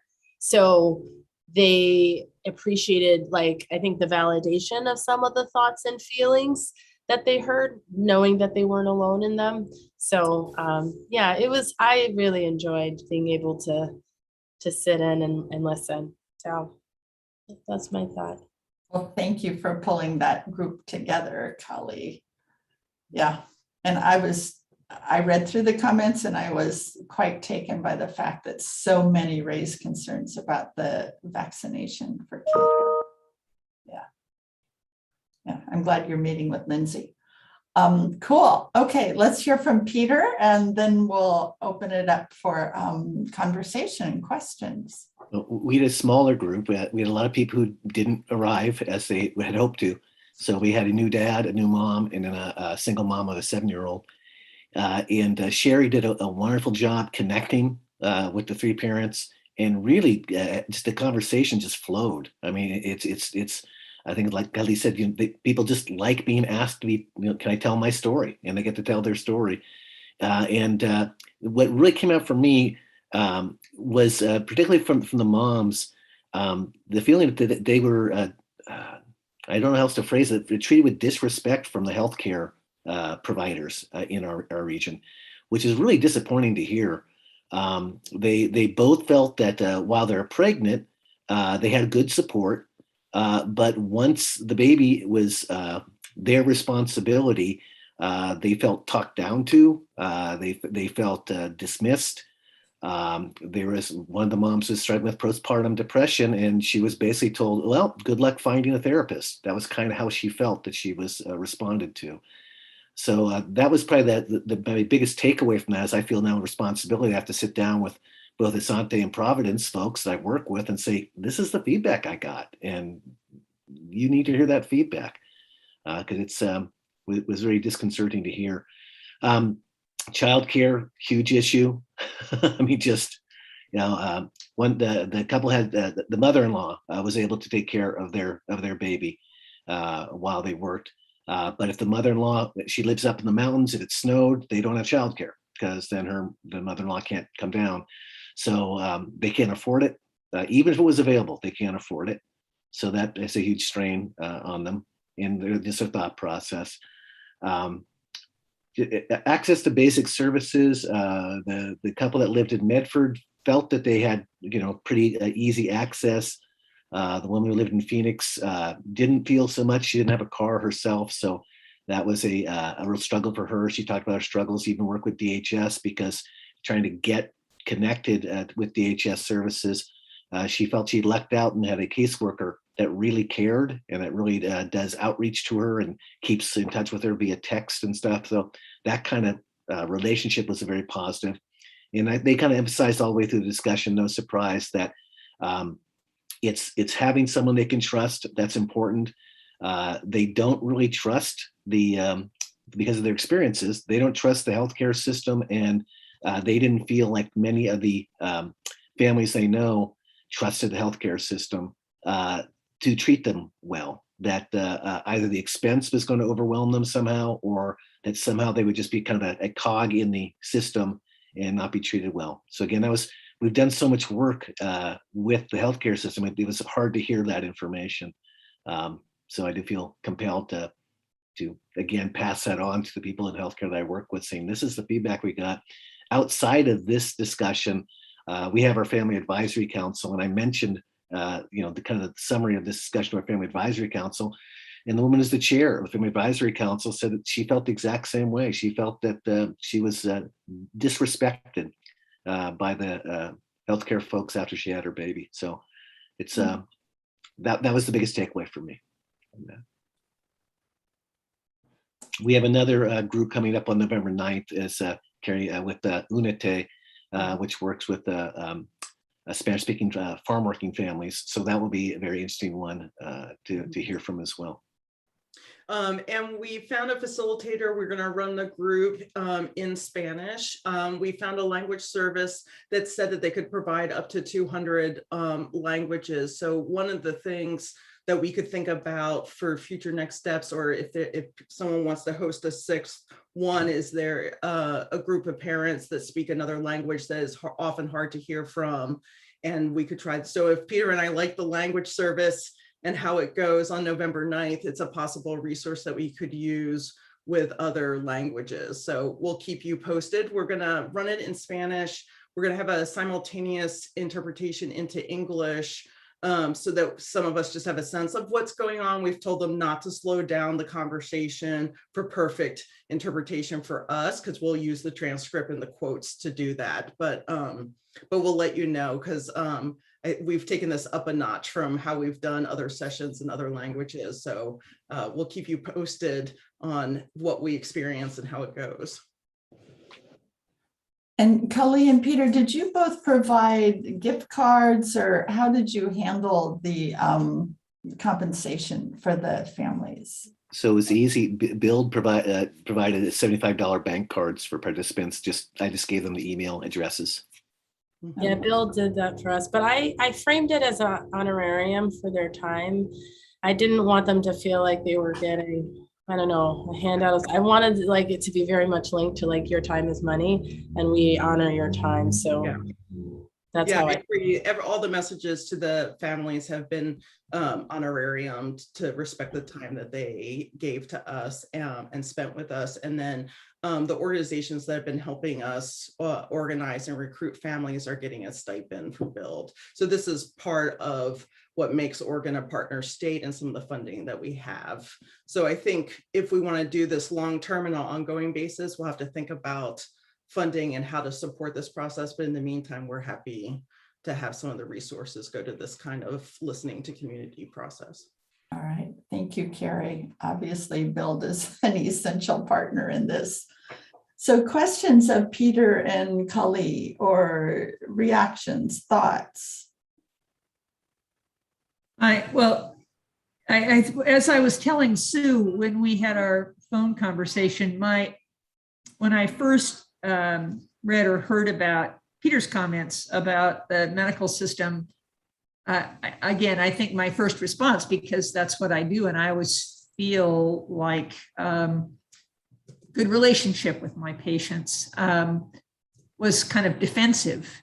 And then I stopped to think about it a little more, and it really isn't about me, it's about their perception. So even if I feel like I'm giving care in a way that is respectful, if it's perceived as not being that way, then I need to change.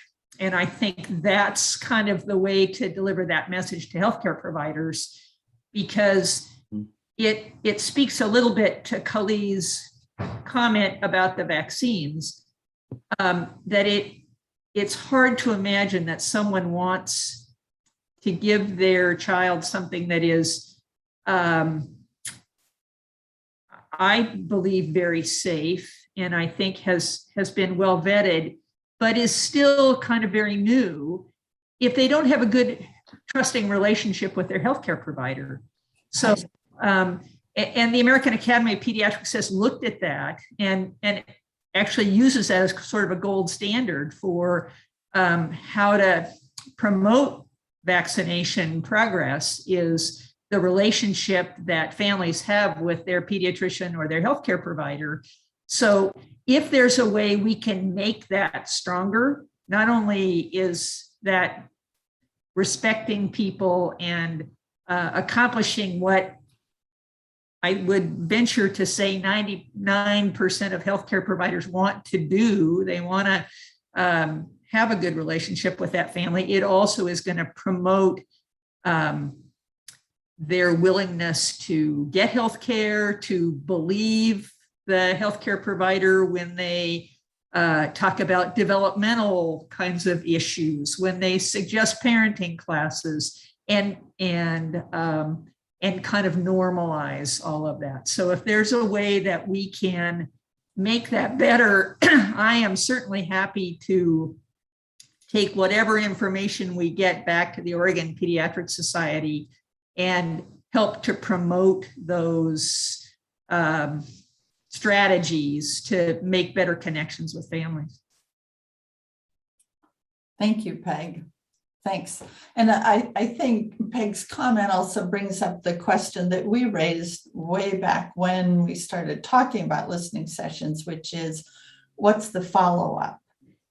You know, now for Peter and for Kali, what's the follow-up, both back to the families, the parents who gave us their time, and then also what's the follow-up on, you know, talking to the healthcare systems down there, Peter, or trying to get some information into the Oregon Pediatric Society, or whatever those next steps are. And I think that's part of the analysis question of maybe what's similar across the communities and then what needs to be tailored for the communities, and what's the role of state policy, practice, initiatives, implementation, and what are we learning from like Peg, Kali, and Peter of where are there entities at the local level that could also contribute or actually be better partners. So part of the analysis will be teasing some of those things apart, because we also, you know, we heard from Pat some potential changes right in policy around health insurance, and will that help the churn off of insurance? Will that help establish relationships with their healthcare provider? So there might be multiple strands, right, to tackle the problem, where Peter and Peg talked about very specific strategies, and then how does the policy monitoring practice of the CCOs contribute as well? So we can kind of tease some of those things apart as part of our analysis. Okay, yeah, George. I think even when I was hearing what Kelly had to say with parents and vaccines and schools, in general, what I was getting out of it is, because I'm in these conversations all the time, and there's a significant erosion of trust, and whether it's the medical field or whether it's the school, implementing anything that we have to implement with mandates, whether mask or vaccine. Even in LeGrand, I've lost 188 students in 2 years. And most of it is because of people not liking the mandates that we do and how we educate now and how they feel about that impacting their child. So, you know, I've shared before, whether it's with Lindsay Caps or whether it's Colt, that another vaccine mandate for students, that'll be another 40 or 80 students that leave my school district. And then I have, you know, on top of that, enrollment issues and funding issues, in addition to an absence of trust or an erosion of trust that's significant. That's a strain on a lot of relationships, whether it's with students or staff or their parents. So this is there's a lot of things that make me feel a lot. But in general, what I was kind of getting at is, even as Peg was talking, is like strategies that repair trust, or strategies that rebuild trust, or strategies that create relationships. Whatever it is that we have to do, somehow embedded into all of this has to be relationships, communication, repairing trust, or reestablishing trust somehow. So there you go. That's kind of what I got out of listening to everybody. But yeah, this is a big deal. Yeah, it is. And George, thank you for being willing to help organize one or two out in your neck of the woods. That'll be really helpful to, you know, part of it'll be, are there regional differences as well as differences by race or culture or Yeah, geography, as Anne will point out, there may be things in rural that there aren't in Multnomah County. So, okay, so it sounds like, Carrie, we're in, once again, in January. This January meeting is turning into a marathon, right? I realize this is about the fourth time I've said that'll be on the January agenda. So we have 3 that we're trying to get done and scheduled, but Build had committed to being able to fund 6.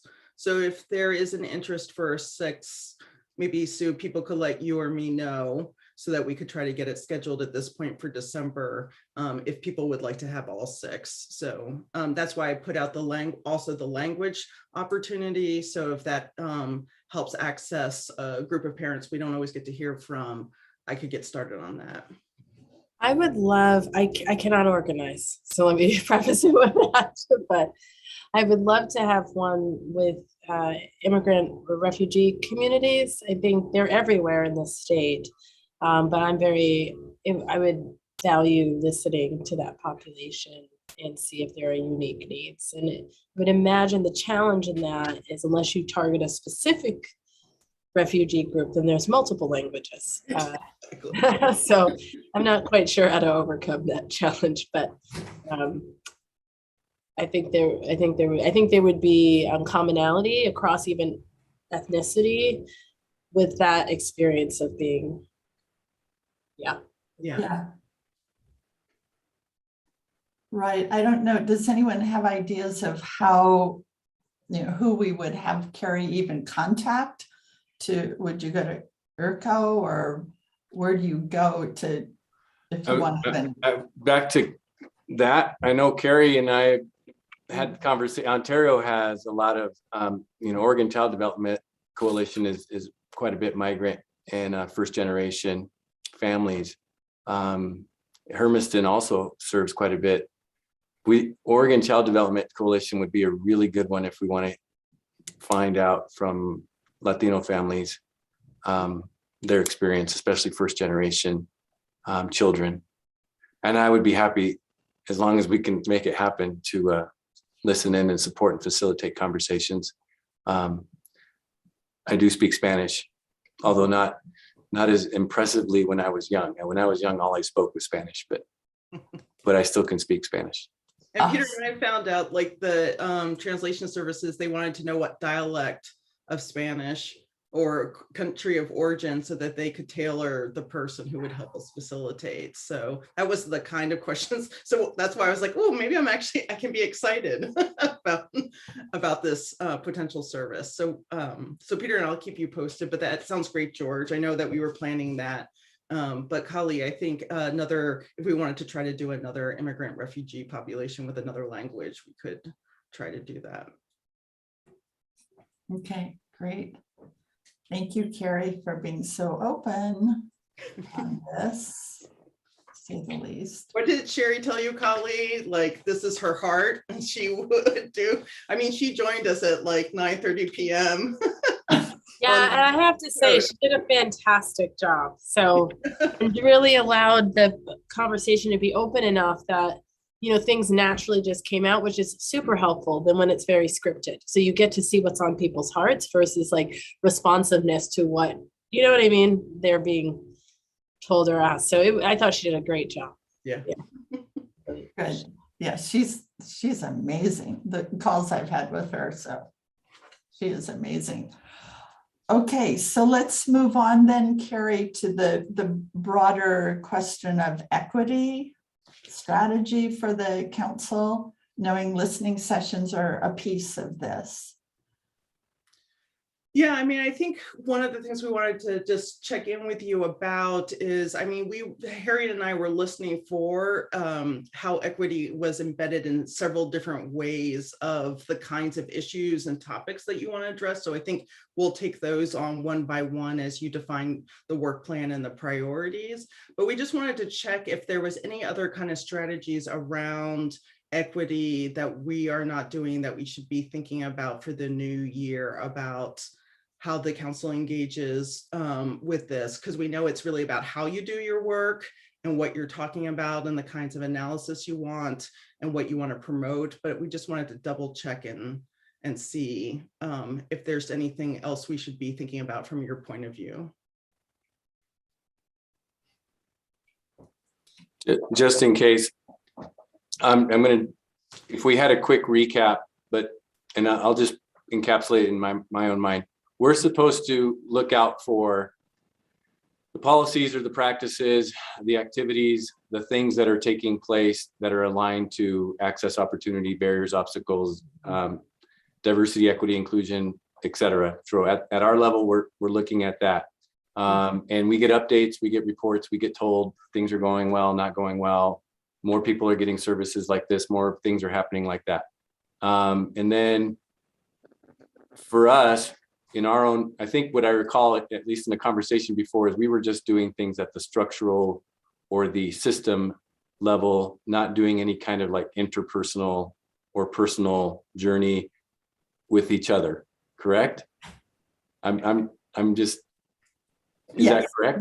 That is correct, George. That's kind of where we've landed. And we'll get updates once in a while, maybe once every 2 years or two times a year or once a year on how things are happening and what things are going on,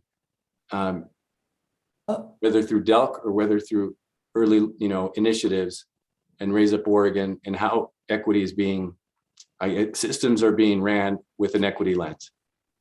Well, I think that part is what is up for grabs. That's what we really need to figure out today. I think we have to be much more engaged in this space than getting reports every 6 months, and just much more active. So, I mean, I have a couple of ideas that, I think one, and Kali, you can speak to this better than I. One is, how does our council try to connect with the Racial Justice Council that the governor appointed, a year ago, maybe a while ago? And as you may know, there's the Racial Justice Council, and then under that, there are like 4 or 5 committees, one of which is education. They just formed human services one. There's one on economic opportunity, I think, one on healthcare, I think. Anyway, how do we want to connect with them? And if so, how would we do it? Kali is on the Education Recovery Committee of the Racial Justice Council. So it's just one of those umbrella big statewide groups that right now, we, the council, don't have a direct connection to them. Should we try to have one? Should we just lean on Kali and say, keep us informed? And Kali, I don't know what thoughts you might have of how can we tandem with the RJC to inform our work in equity?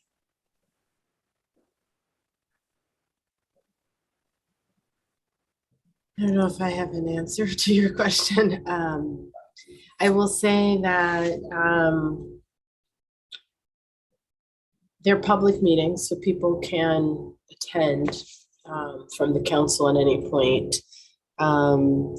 They do focus along the continuum, so there are certain goals and objectives they have for early childhood, and I shared those with Sue.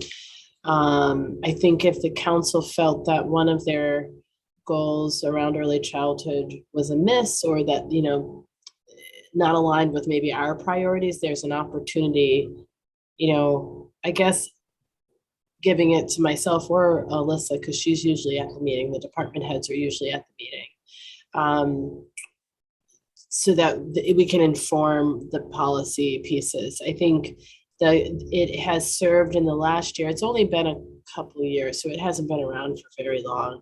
And it served in the long session as a tool or a mechanism by which the governor was able to prioritize certain legislation. And so I was tracking, like, there was alignment between our priorities at the council level, I would say, and the RJC's priorities, and the bill, House Bill 2166 came out of the RJC,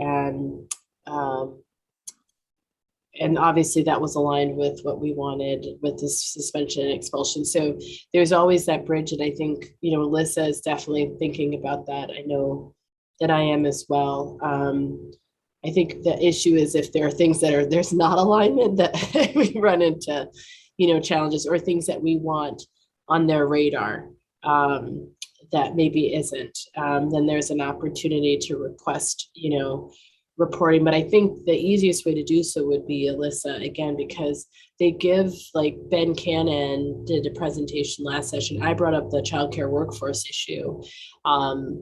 But it is something like Alyssa will have a chance to present. They always they either have legislators present usually, or they have department heads. And so there's opportunity there. I think those are the things that jump to mind as easy intersections of our work with theirs. But I'm open to other thoughts. So does it make sense for that to be a part of our equity strategy, is to try to connect with the RJC or any other statewide kind of organization that's focused on equity, whether it's racial or rural or, geographic income, whatever. And I don't know how easy that is. I'm not sure. And David, I don't know if if those meetings are public. I don't think they are. I thought they have to be. I don't think so. I think it's advisory to the governor, the RJC. I don't know about your committees, but I think the RJC is advisory to the governor. And therefore, I don't think they're subject to the open meetings law. Well, I know that there are people that attend that are not on the committee because they've messaged me in the chat. So I know, I know there are other people. What is going on here? So I would say you can attend. I mean, if you can't, they're not regulating that. Okay. Okay. Well, it's something I guess for us to look at and see if. Oh, George is joining. So now you George. got. Yes. So George and I can collude. Oh, George, speak to us. I was just saying, another committee. I know, right?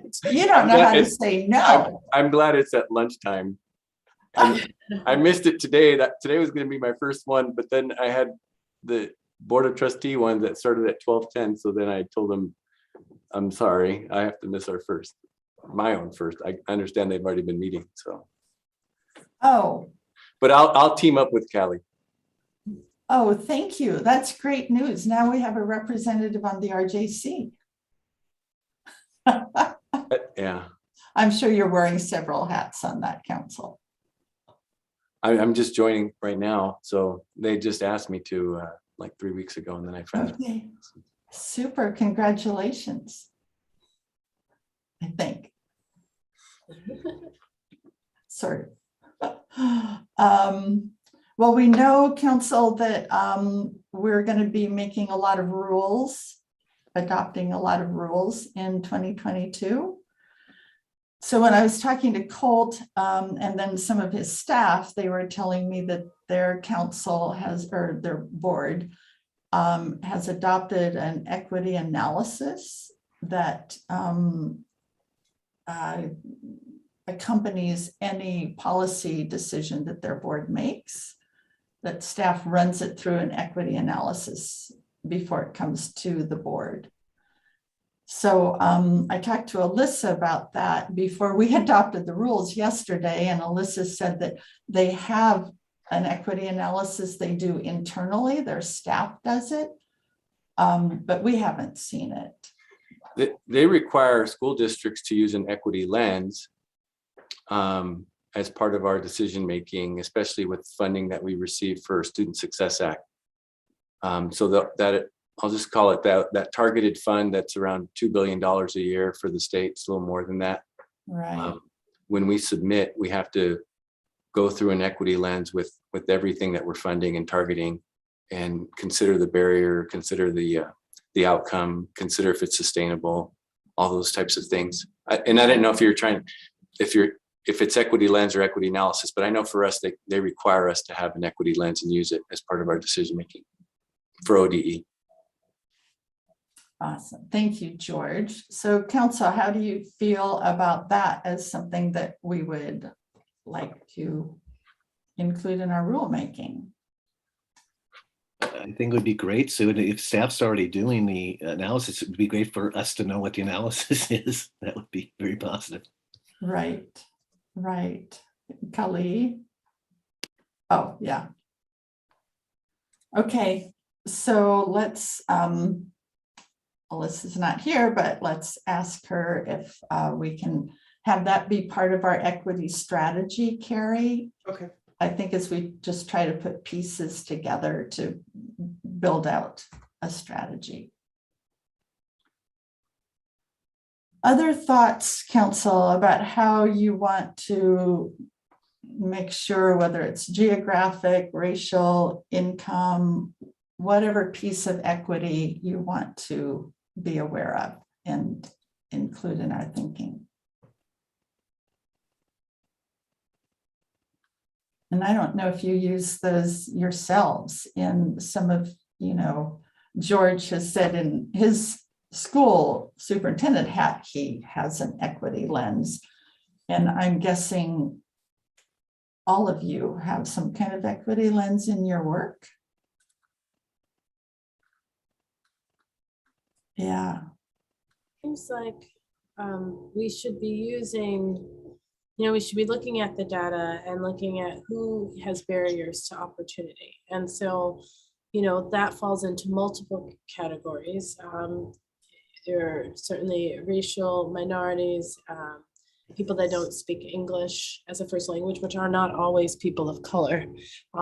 There are people with disabilities or have different learning, styles, people in different geographic areas, like particularly rural areas, as Anne has pointed out, and some of the frontier areas.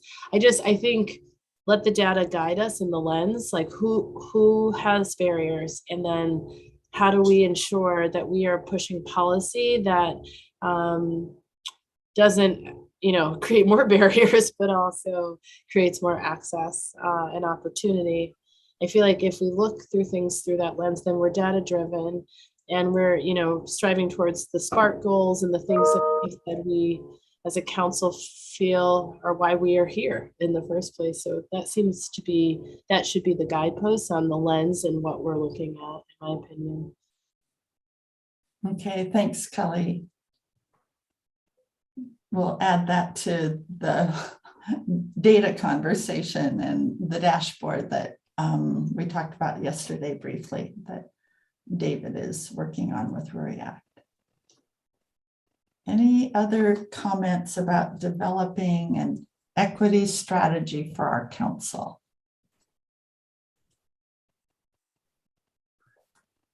All right. I would say again, one more time, like if we had to break it down into 3 parts that I'm thinking, if we want to say it this way, there's an equity lens is part of our decision-making, or a thought process and part of our decision-making. There's, I'll just call it updates or reports that we get that happen annually or happen twice a year, related to how things are going as it relates to diversity, equity, inclusion, or addressing barriers or obstacles or gaps. And then if there was training or knowledge on the systems or the structures or the policies, if we need that kind of training or knowledge, just to make sure that we're looking for outcomes that are the right outcomes to look for reducing disparities. So if that's the strategy, I don't know. I mean, that's how I'm processing a strategy. Yep, I think that's good. Carrie, what else are you thinking we should think about, discuss, or are you comfortable with where we are? I mean, I think we have a lot here to work with, right? There will be the processing of the listening sessions and where you want to take that work after completing 5 to 6 of them. There's the priorities you're going to pick and the kind of equity lens or the work that will inherently embody. So we'll deal with that on a topical basis. There's the connection with Kali and George to the Racial Justice Council. Kali, I captured your note about in the DELC conversation about the SSA and the 4 culturally specific organizations and the connection to DELC's work on thinking about research and evaluation of who are they serving, how do they know, are things working? So there's that kind of work, your rules process and hearing from staff about the equity analysis that they did as part of their rules process. And then I captured the looking at the data and the kind of barriers. And I think that's the intersection of the quantitative data and the qualitative data that you're getting from listening sessions, as well as probably what we'll hear from other state agencies about other ways that they're trying to listen and learn from communities. Because we should definitely take advantage of that as well, because it looked like on the mural board, each state agency is actively thinking about how to do outreach and hear from families. So there might be something there around a joint strategy around family voice at some point when it's clear what people are asking and why and what they're trying to learn, right? Implementation of a specific policy or program versus the kind of work you're doing, which is to hear about people's lives. And then what does that mean for a policy and program? Yeah. Well, sounds like there are a lot of pieces to our equity strategy, Carrie. We just put that all together.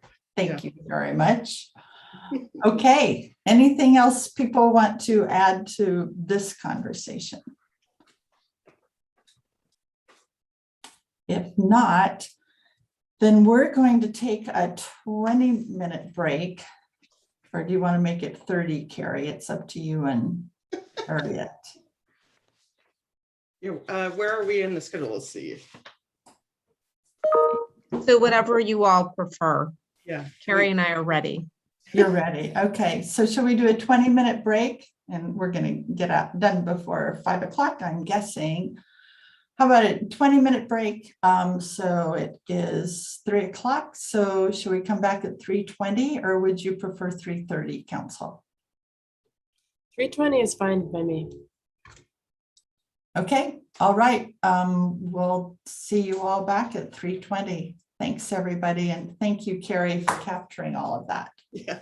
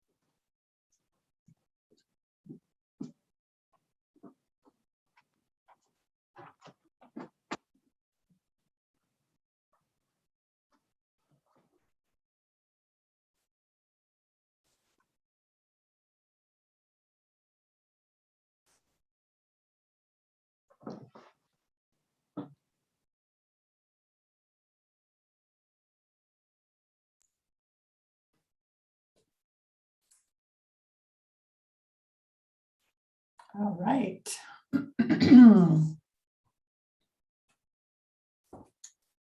Yes. Some 20 minutes go faster than others, don't they? Well, let's see. We are back.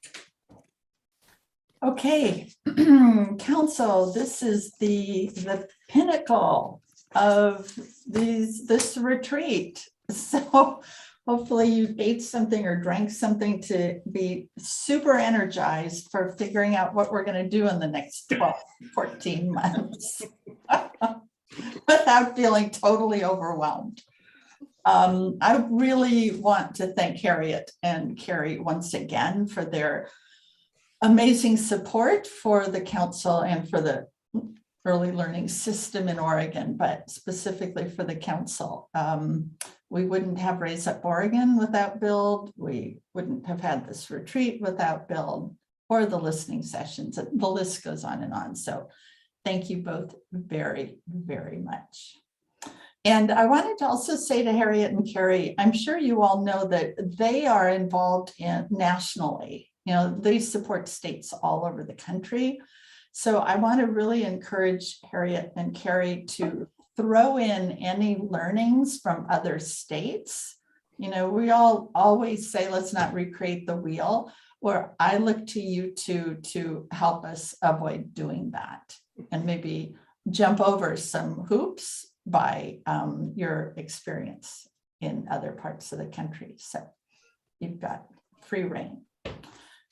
So council, what we want to do, and Carrie and Harriet are going to step us through the document. Hopefully you all have seen the email that Remy sent out right at the beginning of our break. If not, will you open up your email if you can and pull up the document that she sent. This is the next version of what we saw yesterday at the end of our meeting with the 21 priorities on it. This is what Harriet and Carrie did last night to try to put them into categories and therefore make them a little more manageable for us. So what we want to do now, and Harriet and Carrie will take us through the list, is look at what's here, which is reflective of all yesterday, and then figure out what are our priorities among, they stopped numbering them, I see, but among the 21 or 22 that are here, it's less than 37. So be encouraged, everybody.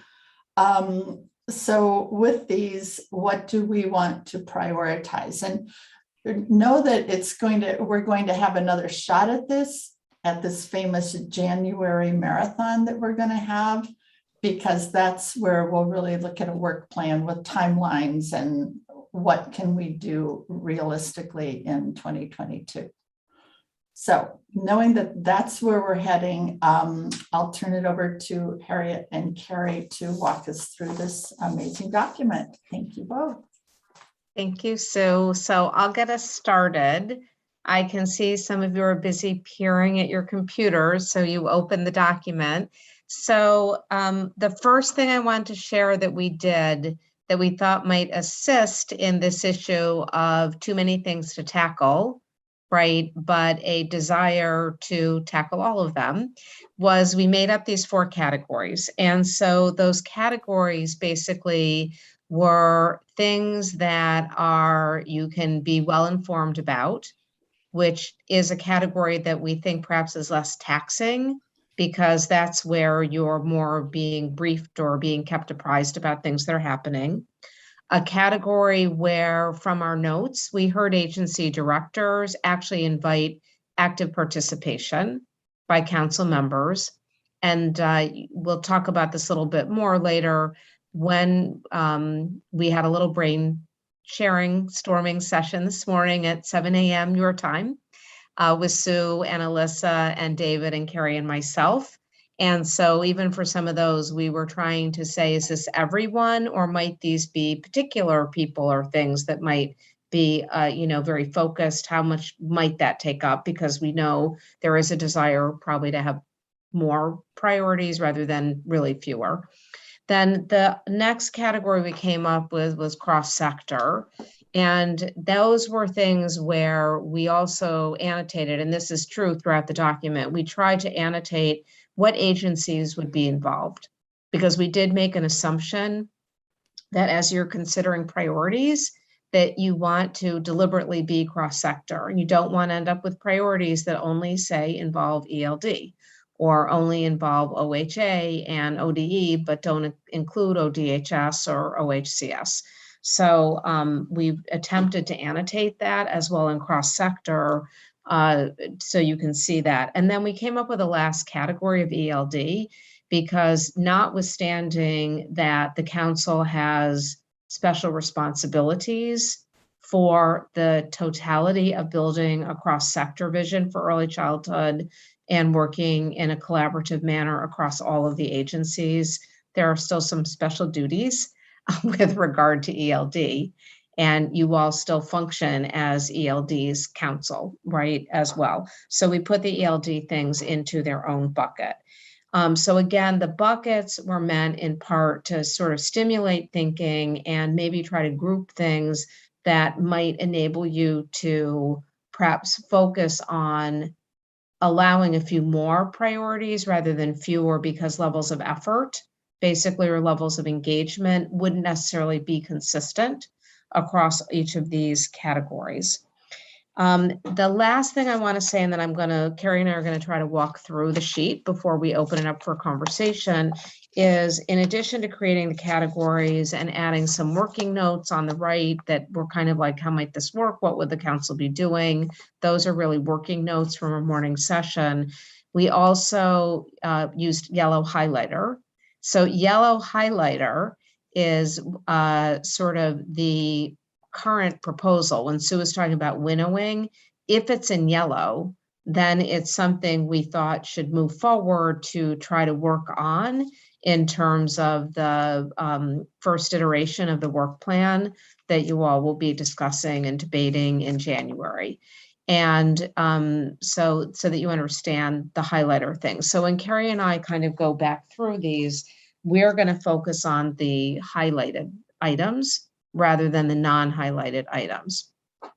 The list is a little different from last night too, because we did make some more movement or adjustments, trying to be sensitive to what we thought we heard from particular interests of council members and from particular invitations for agency directors, as well as this theme that Sue has been enumerating around we are big, we have multiplicities in our vision, and we want to be around things that multiple agencies have a stakeholder interest in so that we have a more comprehensive result for young children and their families. So I'm going to share my screen now. So Harriet, let me just say one thing, which is council, you may think some things should be yellow highlighted that aren't, and you may think some of the highlights are ridiculous. So know that you're going to get input into this. This isn't obviously a done deal. Yes, I'm sorry, Sue, that I didn't articulate this. This is just an effort to help, basically. And when we're done presenting and this gets open up, you may want to say something should be red rather than yellow, and some things that aren't marked should be yellow. So with that said, Harriet, I'm sorry, this is Ann. Can you just say more about how you made the decisions about the yellow highlights? I'm sorry, either maybe I missed it or I didn't quite, I just sort of needed a little bit more. Yes, I can definitely explain that, Anne. Okay. So we actually put yellow highlights on everything in the first two categories because we actually made an assumption that if it was in the stay well-informed category, that it would be more of a briefing, basically, and it seemed reasonable given the number of meetings you were going to have that you probably could stay well-informed. And it might be that something would happen as a result of staying well-informed. You have other actions, and those are the notes off to the right of sort of some ideas we had about how things that were related to that.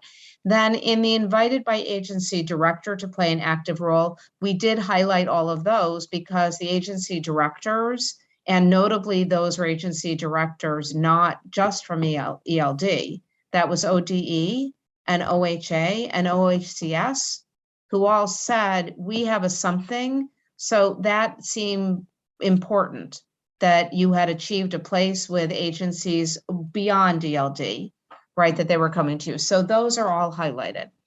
The remainder basically here that are in the cross sector, I think grew out of our efforts to listen and to try to balance this issue across the multiple agencies. And they probably reflect a range of things that are actually more achievable in the 22 period and some things that are setting the stage.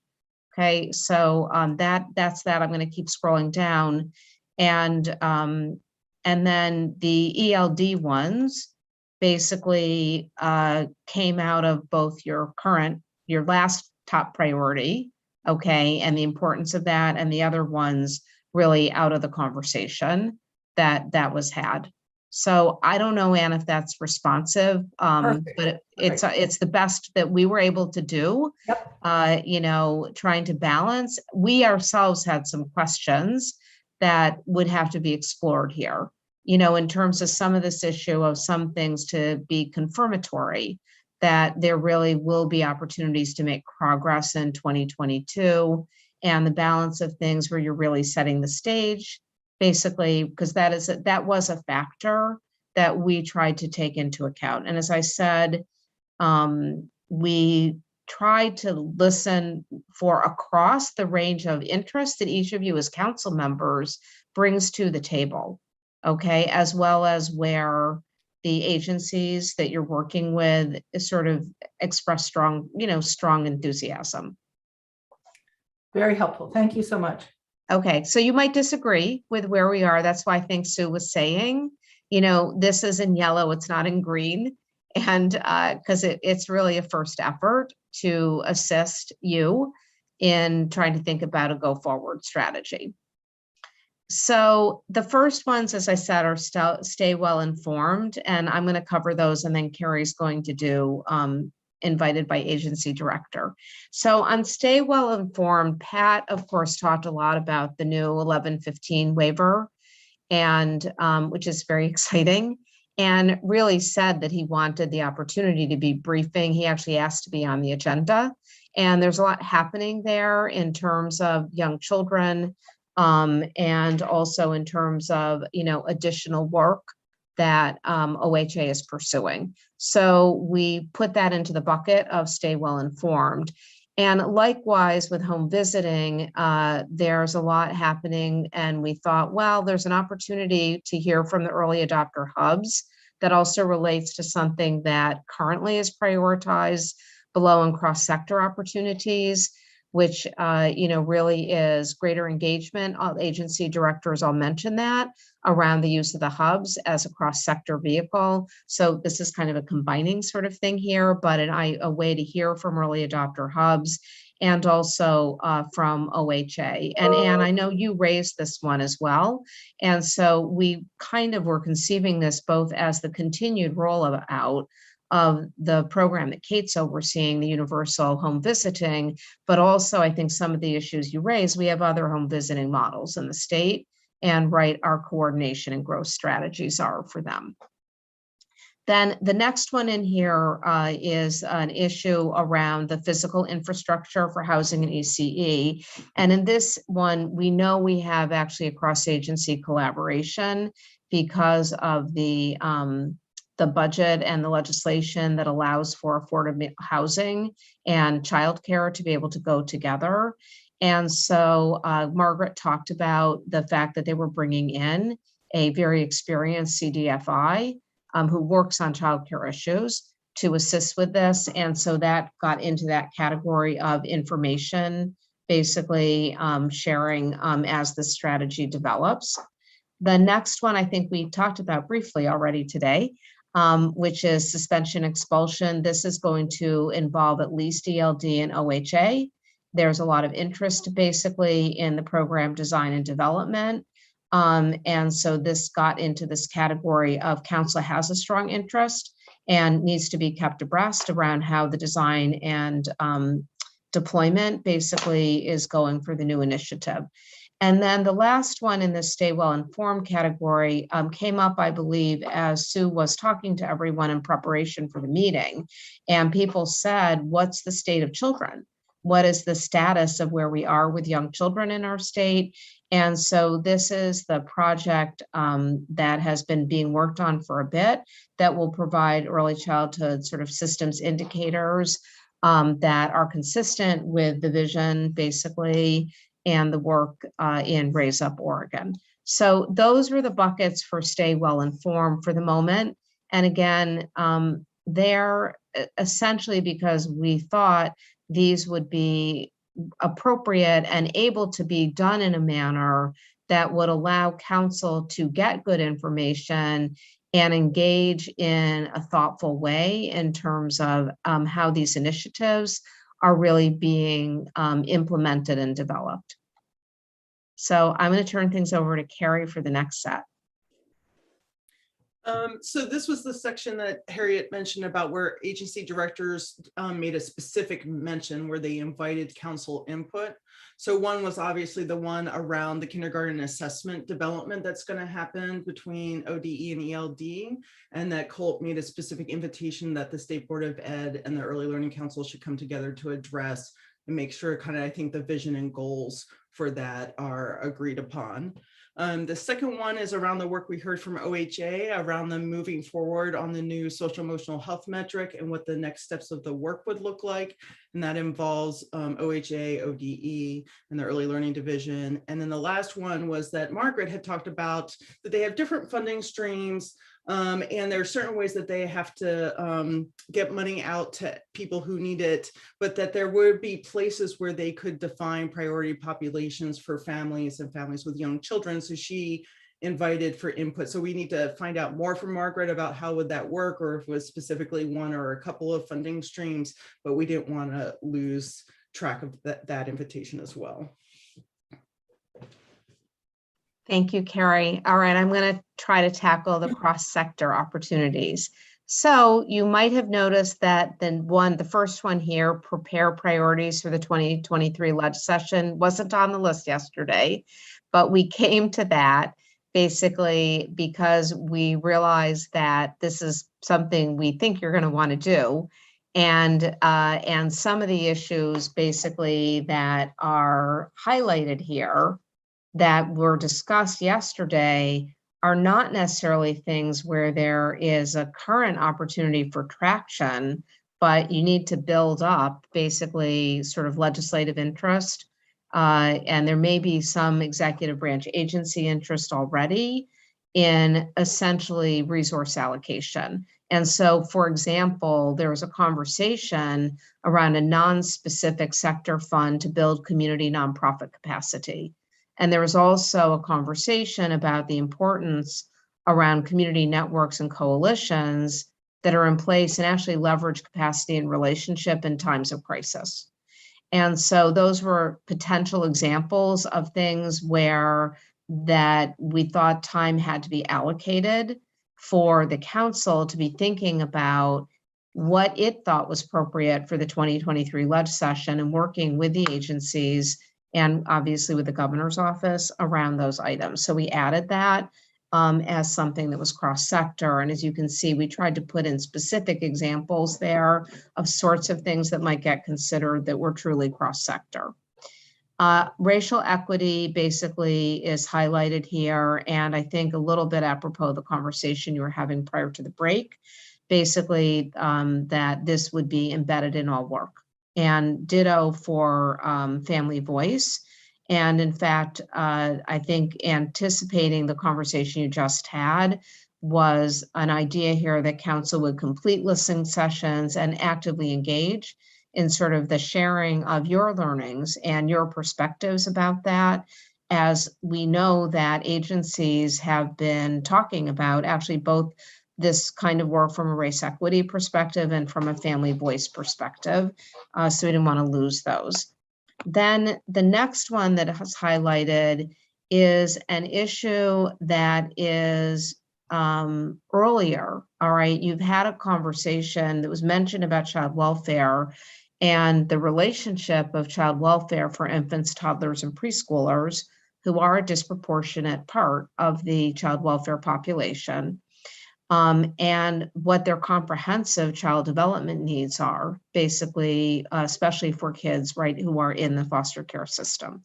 So this was really a looking ahead item that at least we thought perhaps this is a good place to really get educated and to sort of continue to be a champion or a voice for the importance of developing strategy and focus on the very youngest children within the child welfare system. Next is rural equity. So rural equity got raised by multiple council members, actually, as you all know. And so this was one we thought was critical, that this has implications, and I'm sorry this didn't get put into here for almost every agency. We noted some of the parts on housing and ECE. I think we have to do a little bit more digging to understand better within the agency work, basically where they are with this. But again, this was raised by multiple council members in terms of what's our balance on equity. We've talked about racial equity, rural equity, family equity, all critical issues. Then we have the last one in this section, which is leveraging the early learning hubs, basically across cross-sector activities. So this would involve a whole mess of agencies because we heard from agency directors that they wanted to see how they could interface more with hubs as cross-sector. And so we had some notes here that, potentially to review where hubs are currently in cross-sector and maybe focus on a few of those as pilots in collaboration with state agency directors and, continue to work on building up the opportunity and seeing results from ways that hubs could work in this world. So this was painful for us because you can see there are many fantastic issues that are not in yellow on cross-agency opportunities, but it was a first effort to begin to narrow a little bit. So Carrie, what do you want to do the last one? Yeah, so for the early learning division priorities for 2022, obviously the big one that we heard earlier today is about the DELC formation and getting regular updates, the clarity and defining the role of the early learning council in relationship to the new department was also raised in our earlier conversation. So that is captured there about being clear and then kind of updates on how that is going and where there'll be opportunities for input. Childcare continues to be a huge issue. We know that it's challenging for families and our support service staff across all the agencies, and that there are a lot of activities and issues going around trying to do stabilization, but also address things like supply, compensation, affordability, and how that interacts with policies and supports for facility development. So we thought that that should be front and center because there's also a lot of federal dollars coming, maybe new dollars coming. So there would be opportunities as well as trying to see what progress is being made and where the barriers continue to exist. And then Spark and professional learning, really thinking about quality. How is it defined? How is it reflected of our communities across the state? How are programs supported? And the kind of professional learning opportunities do they have access to? And so wanted to make that a priority for the kind of progress and challenges that you hear about that you could then help address or raise for next steps as they get clearer on their process. So, so that's our list. All right. Thank you, Harriet and Carrie, for great work as always. So council, there are lots of different ways to approach this, obviously. We can throw it open and just see as a group, what are your questions about yellows, about unyellowed, unhighlighted aspects? Is there anything left off of this list, which is a whole nother issue? And maybe we should deal with kind of questions first. And then what I'd like to propose is that each of us takes 7 to 10 minutes to work with this list and come up with your top 2 priorities. And then we'll put those together and see. Right, Ann. You think that's impossible? It may be. Trying to figure out what are we going to ask Carrie, Harriet, David, Remy to come back to us with in January as a work plan. And you may say, I can't choose 2, I need to choose 4. So whatever you would choose is what we'll go back with. So let's open it up for questions and comments first about this list. And the buckets, you may think there are other ways to organize the information as well. So it's wide open for your input. Right, as you heard, our buckets were meant to try to help you get more priorities. Okay, buckets 1 and 2 were like saying, okay, those are all things that you could do, leaving you with still a big list right under cross sector, you know, to look at and really think about, but at least a smaller list than we had yesterday. And so maybe that is if people would agree that the issue of what people prefer might be focused on the cross sector list.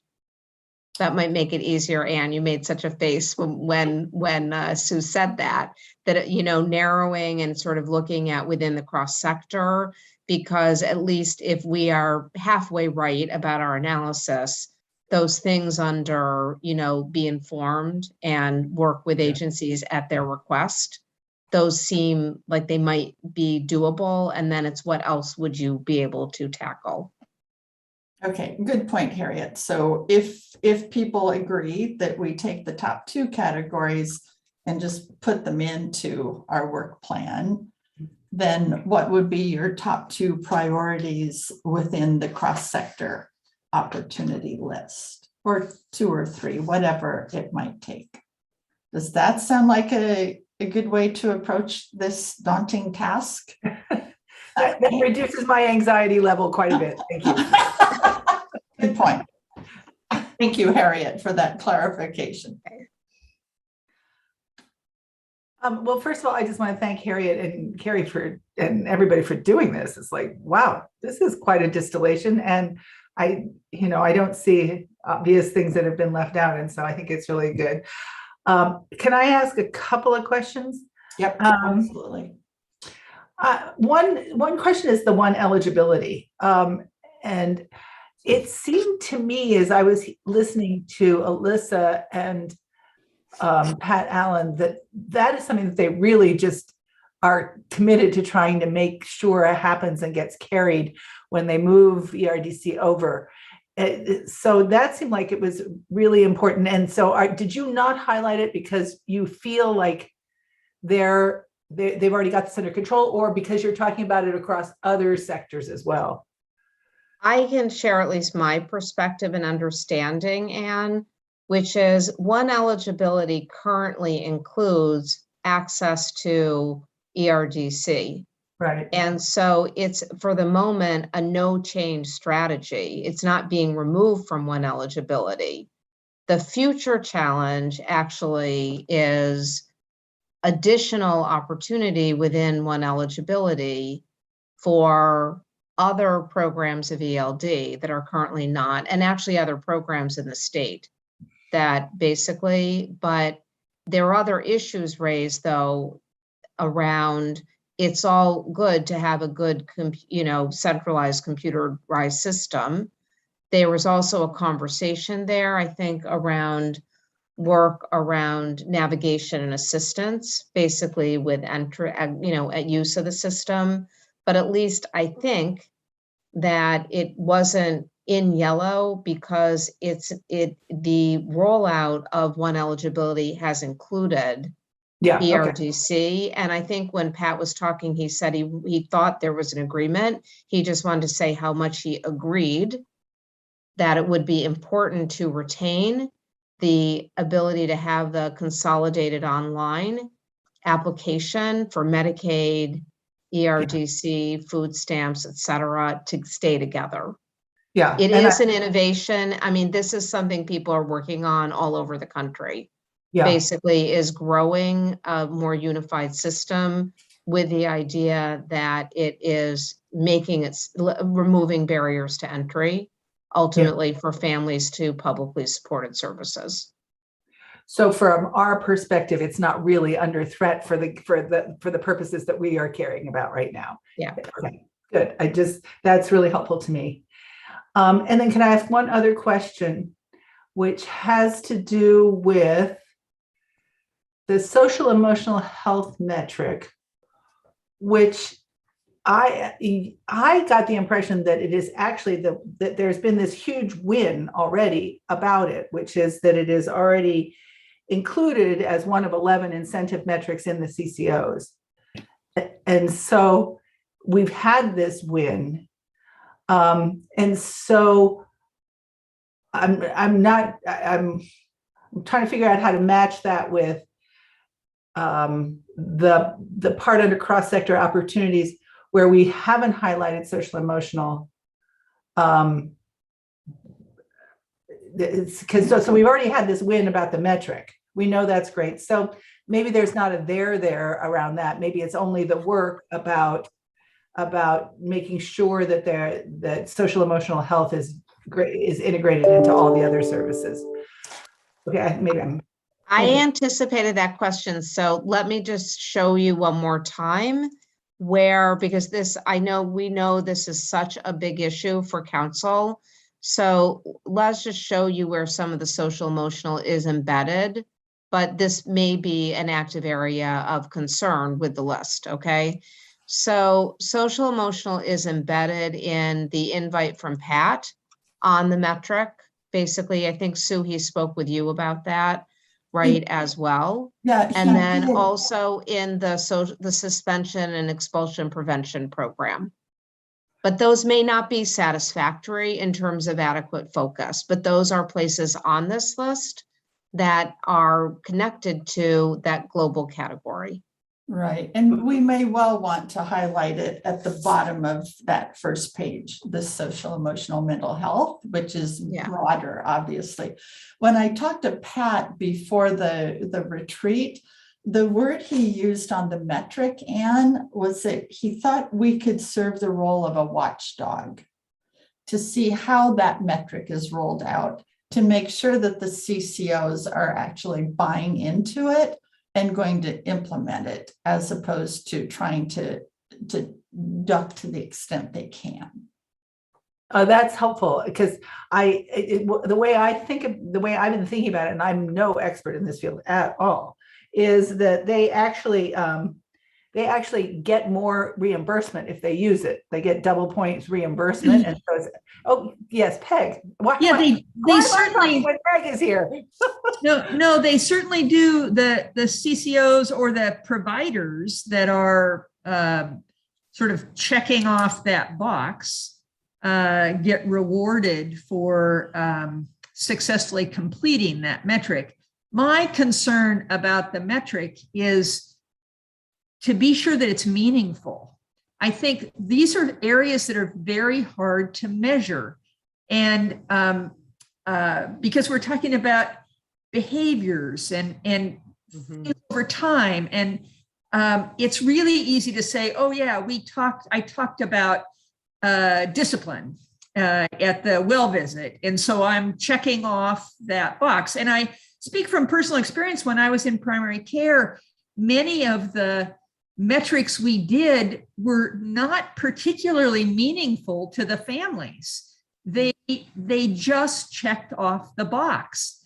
And because the stuff that really is meaningful to families takes a lot of time, which is what we want, right? Again, it's all about those relationships, but it's also really difficult to measure. And I think there's got to be somewhere out there some metrics that are measurable that maybe mean something. and maybe somebody has different input than I, but I think that's an important part of this. Rather than just throwing money at it, let's really be sure that we're accomplishing something.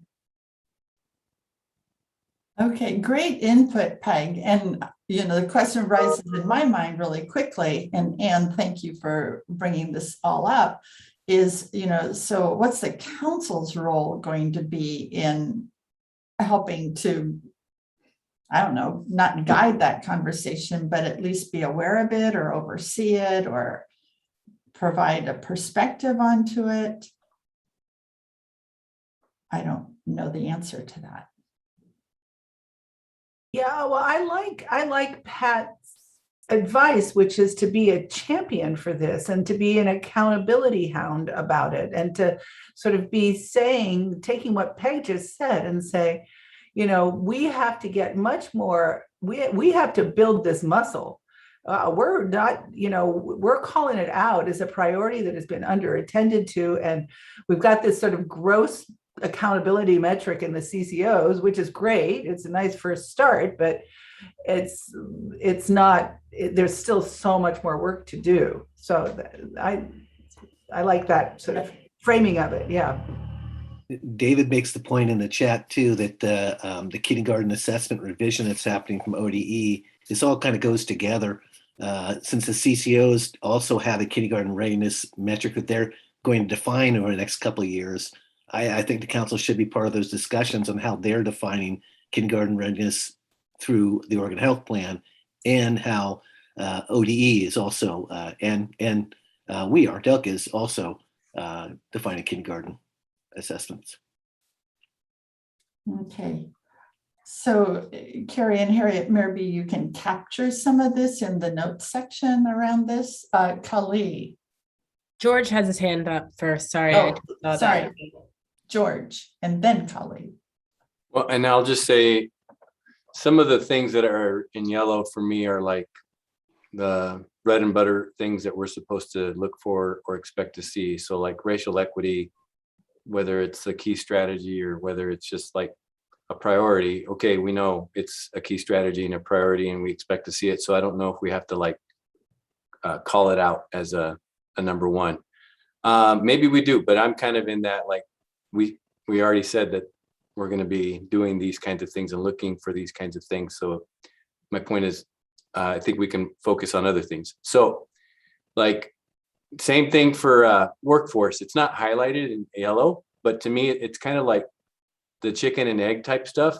And if you don't have a workforce, it's pretty hard to increase more students having access or opportunity, or it's pretty hard to do quality programs, or it's just pretty hard to do all the things that we want to do with the funding that you have for improving services. So that to me is like a big priority for I'll just call it for the transformation of the system.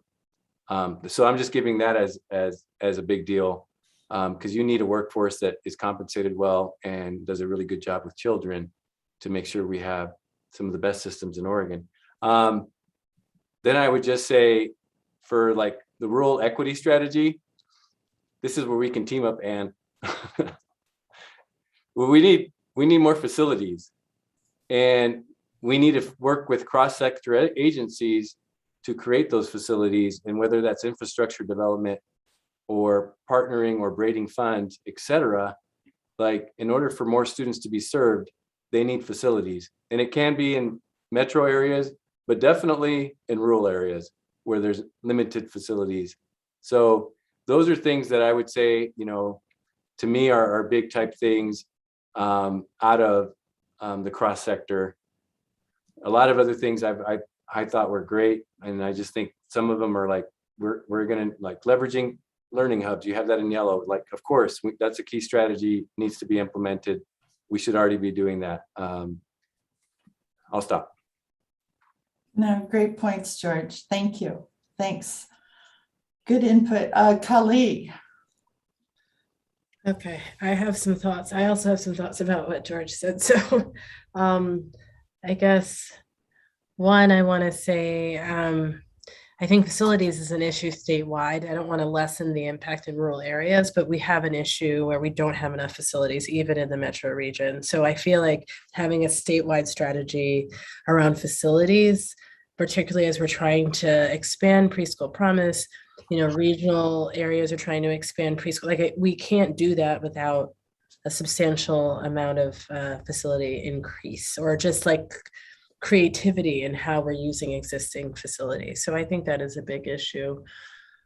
The kindergarten assessment was very political last time I was involved in it in the beginning with the former governor. I'm very hesitant to like jump into this unless I'm clear on whether or not there's like authentic interest in helping develop a strong assessment for children. Last time, I don't believe that was there. I think there was intention, but politics, I'm being blunt, but like politics superseded what was good assessment and good practice.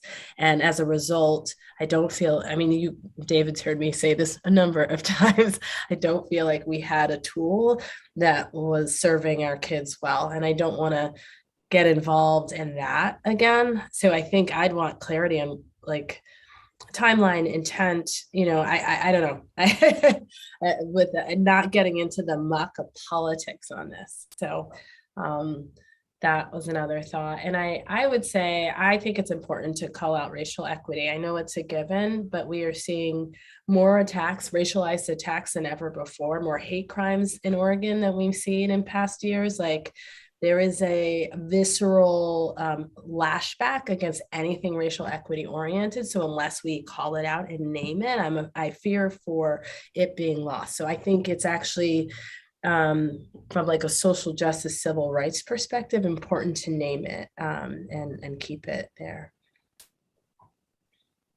Okay, thanks. Thank you, Kali.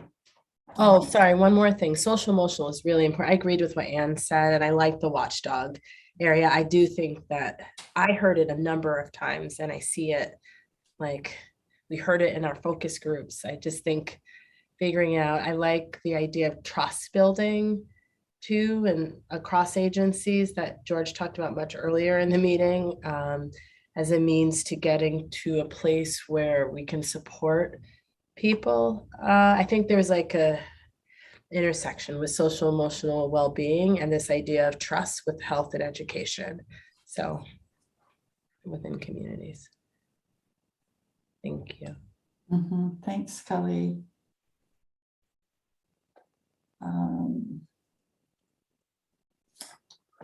Other comments? Peter. So you'll not be surprised, I'll bring back budget again.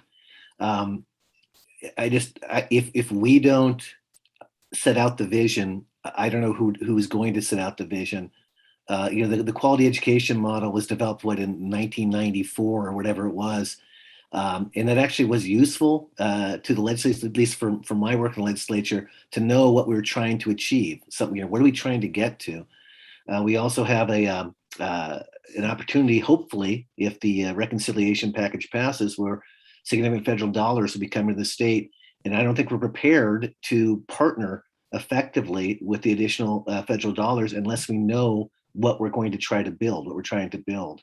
And I think that includes everything from, how are we going to approach infant toddler? If the federal dollars are mostly for preschool, for ages 3 and 4, can state dollars get pushed to infant toddler? What would that look like? What would we need? How much would that cost? So again, I just don't know who does that work if their learning council doesn't do the work. And Peter, are you either focused on or willing to focus on a children's budget for around early childhood programs? So more of the DELC children's budget, if you were able to roll it out universally? Absolutely. Yeah, there was a discussion of the children. You were part of those discussions. So I believe the children's budget when former Governor Kitzhaber was trying to draw attention to that. And I think that's an outstanding thing for us to focus on. I'd be willing to even be a work group of one if it was okay for Alyssa, for me to interact with someone like David to brainstorm on this and start to flesh it out. But I just think it has to happen. Yeah. And I remember back in the old days when Kids Harbor was looking for the children's budget, and we were trying to get information from all of the agency partners too, which is when the whole thing collapsed, when we tried to get health and ODHS, and it was a disaster. But I think, David, or from Ann, Peter, thank you for your passion around this budget, because I think if we confine it to what's the early childhood focus, what would that visionary budget look like? It's probably manageable, I think. Can I just say one thing here? Because I actually have worked on creating a children's budget. We used to do them for the city of Philadelphia, and I was very involved in it. And the one thing I want to channel a little bit for the staff on this, because although David, you can speak to this yourself, I think just Peter, a consideration here is the staffing work for this is significant, because you both have to create the assumptions on the models, right? You know, in terms of the projections. And so I happen to love myself tools like this. I do think you can't get the things you don't ask for. Right. And that's your point, Peter. If you can't articulate what it is, you can't get there. Can we just right? steal the one? You Can we know. steal the one you've already worked on? Can we just take that one and plug an So organ I in mean, this? I just again, David may not want to share at the moment, but maybe he will say something. But I just felt obligated to say there's real time and effort to do this in the way that gets you the robust result you need. And it may be council says that that's what you want from the administration, is to, you know, figure out how to help get this done. I don't know, David. So No, I David, agree. I mean, I think that, you know, to do it well requires staffing it appropriately, and it also requires some, you know, pretty specific technical staffing, and particularly from budget finance people to do right. got it, that you don't have at this point. I know that. Let me go to Angie, who's got her hand up. So Sue, a few minutes ago, you said, you know, maybe the council can spend a few minutes to look at their top 2, and then maybe whatever it ends up being 2, 3, 4. And I immediately started doing that. And this was my number 1, was the cost modeling for a well-funded early childhood system. I agree with Peter entirely. If we don't do it, who does? Nobody will. And with the, you know, we can expect more funding coming from the federal level. And yeah, we need to be prepared for that. And I think that some of the other priorities on the list could fall under that. And that would address facilities issues, that would address workforce issues. So it was my number 1, Peter, and I was going to say the same thing. And I was going to say thank you to Peter, because you're the one that made sure that that was even on the list. And I think that in our unique position, we are the ones that have the ability to push that forward. So I agree with everybody on that. Thank you. Yeah, thank you, Angie. What was your number 2? Did you do 2? I did. My number 2, well, that was a hard one. So I had to do 3. Okay. Yeah. So my number 2 was the 2023 legislative session. And because of our work with the, you know, because we're uniquely positioned to work with all of the other agencies, we're really fortunate that way. So that was my number 2, but my number 3 was definitely social emotional health and learning in a variety of ways, not just about the health metric, but across the board. Okay. Yeah. You and I have talked about that a number of times, Angie. Thank you, Sue. Yeah. Thank you. Thanks for hanging in there with us. We appreciate your input always. Okay. So we're getting more yellows. Not surprising. And, you know, I think one of the things we're just going to have to sort out, and not necessarily today, but over, you know, the next little bit, is what parts of these, as George was suggesting, you know, equity is going to be embedded in our work. And it's sort of one of those ongoing assumptions, we're going to make it happen. So as opposed to putting a budget together, that would be an add-on, right? That would be a really new add-on. Alyssa, I'm really glad you're back. I don't know if you're going to be glad to be back. I've got 20 minutes. Let's do it. Okay, good. Well, we're adding a few things to your list. So, so I think we're, part of what we're kind of talking about is what do we know is kind of ongoing and happening. So the stay well informed bucket is sort of in that category that we want to keep track of what's happening with those, but they are moving forward. Racial equity, yeah. So I don't know how we kind of deal with that. And when you get to childcare, we haven't even gotten down to the ELD list. But obviously childcare is a high priority for every community in this state. So where the council weighs in, and we haven't talked yet about what roles does the council play in these different aspects is another question for us. With the stay well informed, we can do that at our council meetings by having the different agencies present information for us. Play an active role will be different. I'm sure Kali would love to be on another kindergarten assessment committee. Right, Kali? Isn't that what you said earlier? Maybe that wasn't exactly what you said, but. I'm shocked that politics got involved with that. I'm just shocked by that. You have jokes, Chair Miller. We'll have it in our notes, Kali. So I don't know, Harriet and Carrie, if you have a sense of kind of how we sort out what would be really new initiatives that the council would have to help drive forward versus what do we know is already kind of ongoing and we can just sort of monitor it or watchdog it or encourage it. Well, I mean, I think what I heard from this conversation is people were, other than Kali, raised a question around the KEA, right, and the engagement from the history to sort of make sure that there was a meaningful opportunity for council engagement, for you potentially representing council, right, or others, however that worked out. But I mean, at least I want to sort of repeat back to see if we heard correctly. I think people generally for those first two buckets were like, we could do those things. Those are fine, okay? When we got into cross-sector, there was a lot of energy around the case that Peter and Angie made around building the cost model. And so the thing, I think Kali posed a very interesting question about that, which is if that were to become the focus, what would that do to people's perspective or view of council work on other items that are in that list?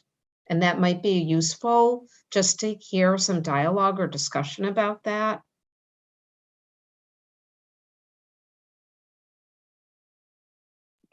Just, to clarify, I think obviously the quality education model would be fantastic if we get to something like that, because it was useful to be able to say, if we invested more into English language learners, these are the outcomes we could expect. If we invested more into behavioral health or PE teachers, for instance, the whole thing that came out with physical education, that came from the model. If we invested more in that, I don't think we can get to that.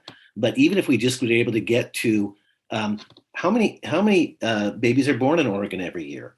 How many 1-year-olds and 2-year-olds or up to 3-year-olds need infant and toddler care? How many slots can we expand if we do get federal dollars for universal pre-K? If we could just get questions like that answered, then we could be able to say that estimated cost would be approximately this much money. And if we knew how many people work in the system, and we knew that if the living wage was an average of, say, let's say $20 is a living wage, and healthcare on top of that, we could say if we were going to have a workforce that could cover the needs of all the infant toddlers and all the preschoolers, this is how much that workforce would cost. This is a very rough estimate on what the facility costs would be and the related costs. And the universal kind of budget for early childhood is $2 billion a year, or whatever that might be. Even if we just get to that level of detail, it would give us something the ability to say, here's what we're moving for. And over time, if we can get more details in over time, that's great. But right now, we don't have that information. So if the feds do come in and say, hey, the state has to match 20% of this huge federal contribution, we might be able to get that 20%. How do we spend it? Where do we spend it? So anyway, I don't think it has to be as detailed as the quality education model. I think we just need to have that kind of what's the large framework that we're trying to fund. So Peter, I agree with wanting that, but my concern is that if that becomes a real focal point for the council, we're in the DELC world, right? We're not in a cross-sector world with that piece of the agenda. And I think our uniqueness is the cross-sector, interagency work that we're doing. So whether Alyssa can embed that in her new mega agency and without us needing to drive that, I don't know. If Peter, Alyssa, I'm not sure if you were here when Peter offered to be a committee of one representing us with you and David to put this budget together. Okay, you heard that. So that could be maybe a piece, and other council members, you may feel differently. That would just be my concern with this ECE budget becoming a high priority for the council. Yeah, so I would share that concern. I think I'm all in favor of data, and I think the more good data we have, the better we can make decisions. But I also think that we have really big glaring problems right now that need to be addressed, like childcare and social emotional development of kids, and not having an adequate workforce to even run the programs that we have now, let alone the programs that we aspire to. So I think that while I think that's a great thing, and I don't want to forget about that, I also think that we've got money, we need to address the problems that we have right now. Okay, Angie, do you want to add to this conversation since that was your number one? Absolutely. Thank you, Chair Miller.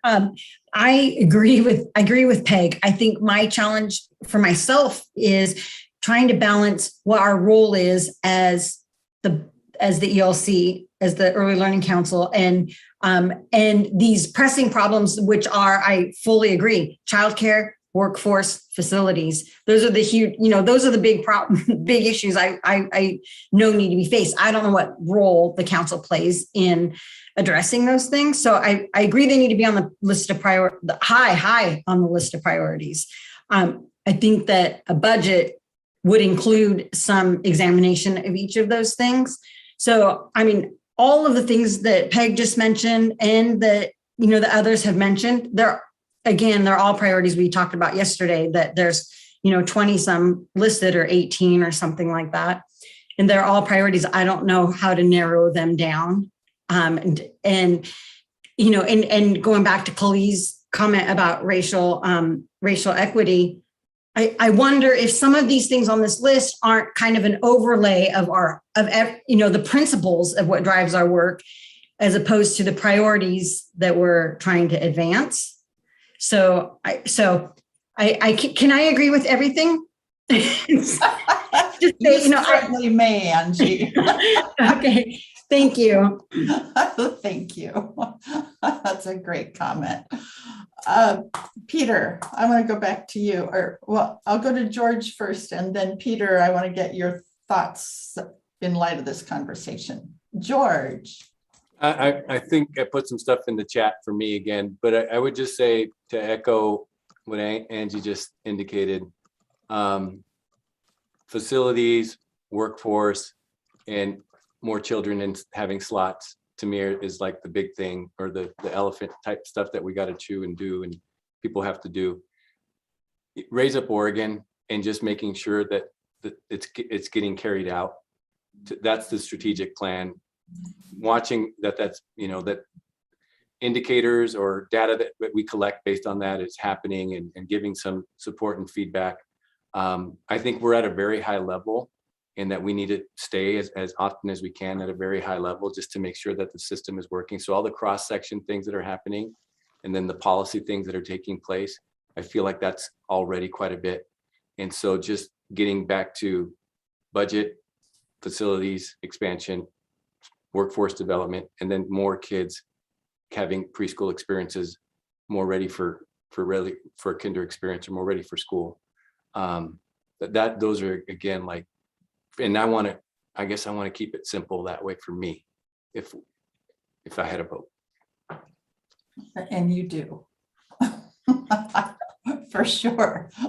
Yeah, and I just want to highlight what Harriet put in the chat about principles versus priorities, and whether that's a way to slice this list up a little bit in a different way. Peter. Yes, Sue. I just want to hear what's going through your head as we talk about budget. And I take what Peg says very seriously, because there is so much to do. And I'm totally biased on the budget side, because I spent 8 years immersed in it. And that's how I came to learn that actually you can get things done if you understand how much you need to invest, and if you can find the resources to invest them. So all these problems that we're talking about, all things on George's list, we need to know, what's going to take to pay people in order to expand the workforce, how much the facility is going to cost. So I appreciate also George saying, let's keep it as simple as possible, and I would back that as well.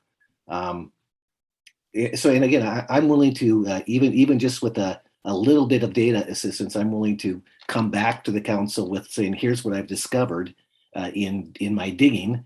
This is the data I've been able to find in terms of how many infants, how many toddlers, 3 years old and 4-year-old. And one of the Ashland City Councilwomen actually did a study of the city of Ashland, where she estimated what it would cost to have every child in the city of Ashland have access to either quality childcare or preschool. And so I could maybe just work with her and try to expand that statewide if I get the data from that. So again, I'm willing to do that, and not have that be a council priority, just to have it be a personal priority, and bring whatever I can find to the council. So Angie, can you, and David's on the call too, although he's been invisible today, but I mean, not Angie, Alyssa, can you, is there somebody on your staff who could support Peter in just trying to gather some of that data? It sounds like if you can direct him to the right place, Peter is willing to invest some time in this. Yeah, and David can jump in. I think we actually might have a lot of that. Miriam had initiated a project at the end of 2019 that kind of got shelved because of the pandemic. And so I know I'd seen it in the governor's office, and there were grand plans that never got realized. So I think if we can kind of dust off some information we already have and start there, and then see what else we would like to find out, I think that would be a helpful starting point. And then we can kind of see what other capacity we might have to dig deeper. So Peter, David and I can follow up with what we've got and sort of see what else we would need to paint this picture. We also presented to the Joint Public Education Appropriations Committee earlier this month on preschool specifically, so Preschool Promise and OPK Head Start, including kind of saturation currently county by county, as well as a rough range of estimates of what it would cost to serve all eligible children. So we can make sure you all see that presentation and have that slide deck as well. We'll send the link from the Oregon Legislative Information System. Perfect, thank you. That's great. Actually, by way of trying to be helpful here too, because of hearing that Margaret has engaged Lyft to help with the facilities thing, they're very good cost modelers. because I just got them to do back of the envelope for another state for an emergency, and they did it very quickly. So I'm just sharing that if they're really going to become a partner to help, their expertise is facilities. And the person who runs the early childhood division at the Low Income Facilities Fund is very expert at trying to build out the high level estimates, Peter, that I think you're talking about. They have a lot of knowledge.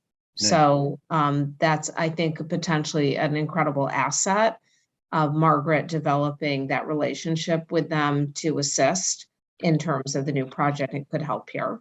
Nice. And I'll say that Harriet said that they'd be glad to help, which is Well, great. I know the person who runs the early childhood division. I'm happy to reach out to her. She did this favor for me a few weeks ago with another state where she turned around numbers for them in like 4 hours. Wow. Okay, Peter, we'll put you on the agenda for January. with everything else. From 9 to 10 at night. Oh my gosh. Great. Thank you, Alyssa and David and Lucentia, for, even if you'll just send a link to that PowerPoint and whatever else you've already got in the system, hopefully it isn't going to take creation of a lot of new data. That would be ideal. And Peter, thank you for moving that forward. Okay, council, it sounds to me as if we've all bought off on the yellow in the first two sections. We are adding workforce as yellow, and the bottom of the page 1, social, emotional, mental health as yellow. We haven't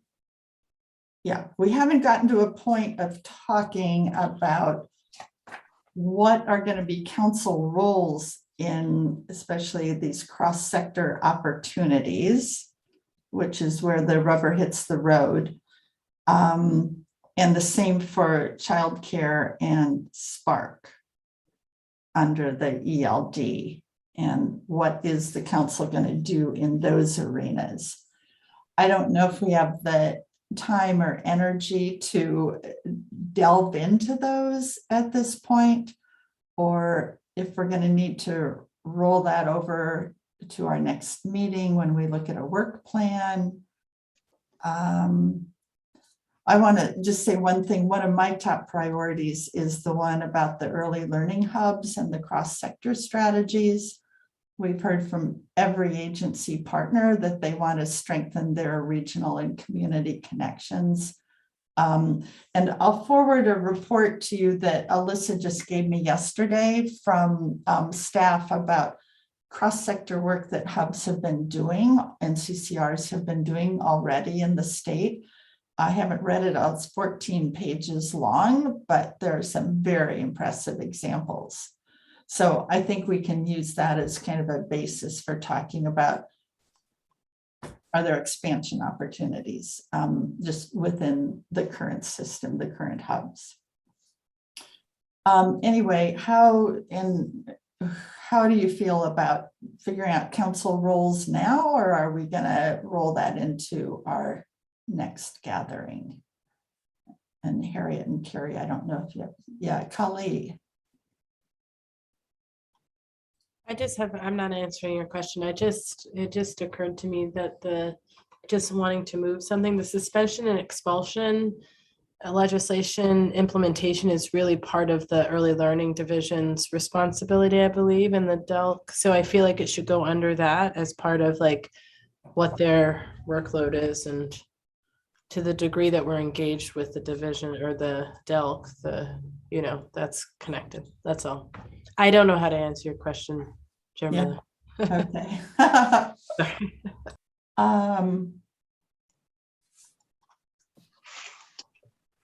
Okay. So, we could tackle something easy like childcare and say, what do we want to do about that as a council? Right, Anne? We'll put Anne and Katie on a work group. that can deal with that for us. I just did want to add something that in relationship to Clee's comment, I think one of the things that we can also bring back in January, there are also, I think, a number of places on this agenda where there's an overlay with the council's responsibility in rulemaking. So I think that's also something we can map out on this agenda, because I think also the mental health consultation, suspension, expulsion, reduction is also an example of that. So I did just want to add, not that I'm ready to share my screen, but I went into the document and I tried to take the things that might be principles and I made them another color.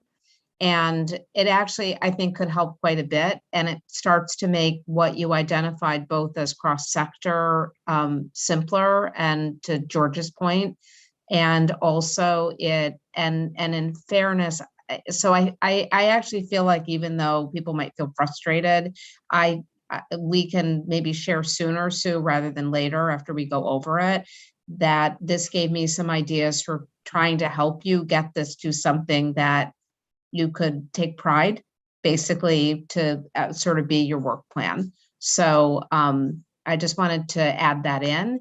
I think maybe I do have a clarifying question, Peter, I want to ask you in terms of building out the cost model, basically, because I just want to make sure I understand in my brain where we're locating it, because I think it may be less cross-sector and more DELC, because I think you might be talking about infants and toddlers and preschoolers with appropriate access on a universalistic basis to what we call early care and education, okay? And with a well-compensated staff who have appropriate benefits and with the facilities that are needed, basically, and with appropriate affordability for the families involved. Is that fair, or did you mean the whole, like the whole early childhood thing, like everything, the healthcare, all of it? Well, I think you got to start with what you said first, and then I'd love to be able to say, and then how much does it cost to make sure that every child has access to healthcare, to mental health care? I understand. And maybe you could build ECMH into the early care and education model, just saying that's probably pretty easy to figure out if you do that. But I was asking in part because I think that it's a little less cross-sector. It's more, you think about it this way, in the support for the vision, both the things you said. We are so lucky to get the federal stuff through, right? Positioning Oregon to do a fantastic job with it. And if that doesn't happen, is continuing, with the great work that has been done here. You've had significant revenue raising, basically, right? Recently, and on the state side, right? So, but I think it might drift a little bit more into the DELC side, the way that you're articulating as step one, right? The others would be significant across all of these agencies and core responsibilities around young children. Okay. So another big topic that was on George's short list is facilities. I added that to the list. Oh, okay. Thanks. Because they're kind of buried in two things already. I made it its own thing. Okay, perfect. See, George, what you say really does matter. In case you were ever wondering that. Okay. So I am getting the sense that Harriet's done a lot of work on this, and we now have green and yellow that we'll get to look at down the road, and we'll have principles and priorities, a few different buckets. We've highlighted some additional priorities for the council. How are people feeling? Are you okay if we close this out now and let Harriet and Carrie do their work? And I'll leave it right there. I'm ready. all those in favor of passing the buck, say aye. Okay, so I agree that Harriet, getting that out to the council before January 28th would be nice, just so we all can sleep better at night, those of us who perseverate on this stuff. And then we can put an agenda together for January. Sound Sue? good? Yes. I just want you to know that I feel heard. That's all I wanted out of this retreat, George. It's been a success. Oh my gosh, the input from each of you has been so wonderful and remarkable. This is an amazing group of people. And Harriet and Carrie, again, thank you, thank you, thank you. So last piece on our agenda is this magic document that I'm sure lives on the front of each of your computers or whatever. And I don't know if you were able to look at your calendars between yesterday and today to know how you would feel, how it would work for you if we switched to morning meetings 8 to 12 instead of afternoon meetings 1 to 5 on these dates. I know from Anne, it works almost all the time with, I think, one exception. Sounds like it works well for Peter. Angie has told me that she can pretty much make that work except in June. So how about Khalid, George, Peg? And generally, if mornings are better than afternoons anyway, or if it really varies.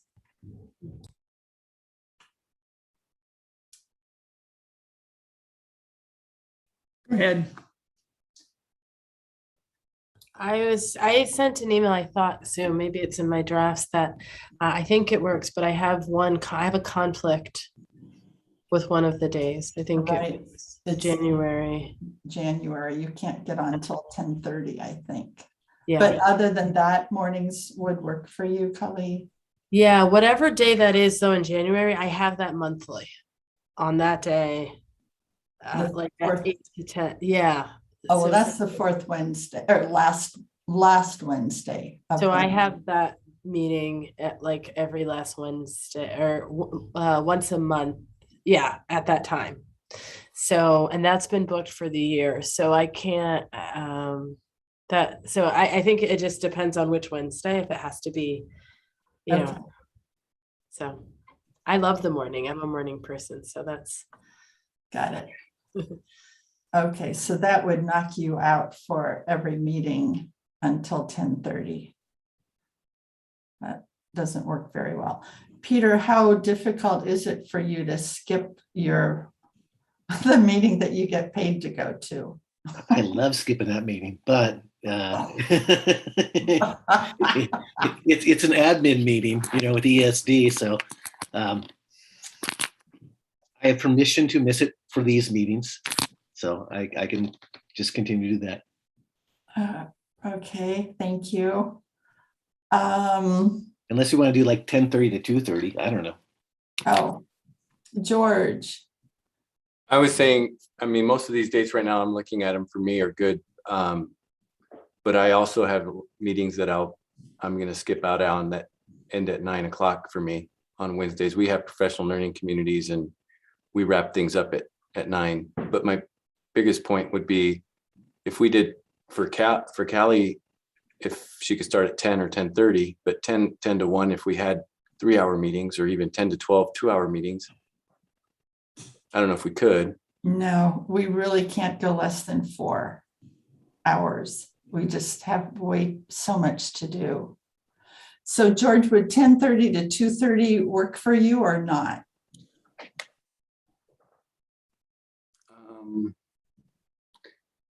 I know I have things scheduled in the afternoons, but I as long as I have enough time, I can always move things in my schedule and get out of another thing. I just need to have enough time.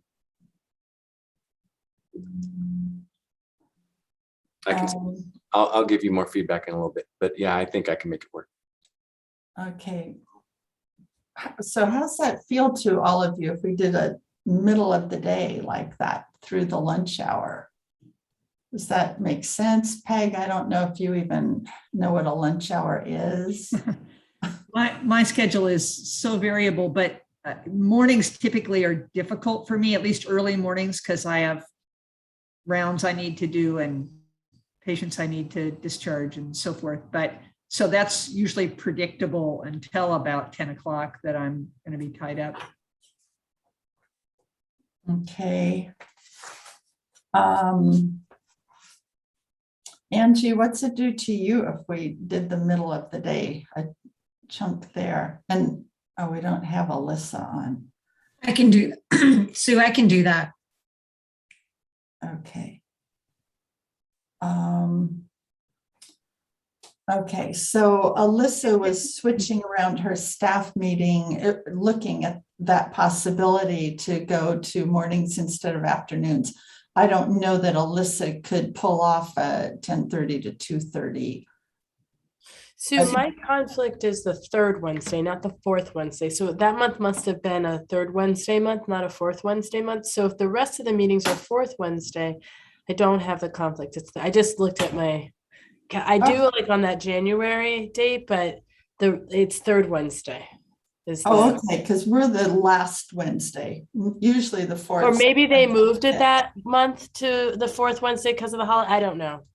Like because of the holiday, but I just know that date I do, but the rest, it follows on a third Wednesday pattern. And they went through this whole thing. That's why I feel like she did the same thing you're doing to like book it for the year. So. Right. Okay. So. Although, yeah. Sorry, I just wanted to point out, I mean, I know Peg wasn't here yesterday, and it sounds like what she's saying is early mornings are not good for her until about 10. She knows that she's going to be wrapped up until then. So maybe mornings are not the best, or early anyways. Oh, is 8 o'clock. So 8 o'clock doesn't work for you, Peg? No, usually busy from like 6 to 10 okay. with clinical work pretty dependably, and all the C-sections and so forth are done early in the morning. So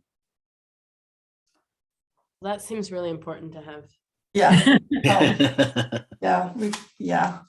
And C-sections are less flexible than Peter's admin meetings, it sounds like. Does 10 to 2 work though? I mean, it seems like if it works for George, I think we just do it, you know. David, we're listening to him. David and Remy. David, that's right. Remy, do you guys have any idea? I don't know how your staff meetings work. Are they 4 hours, 2 hours, 1 hour?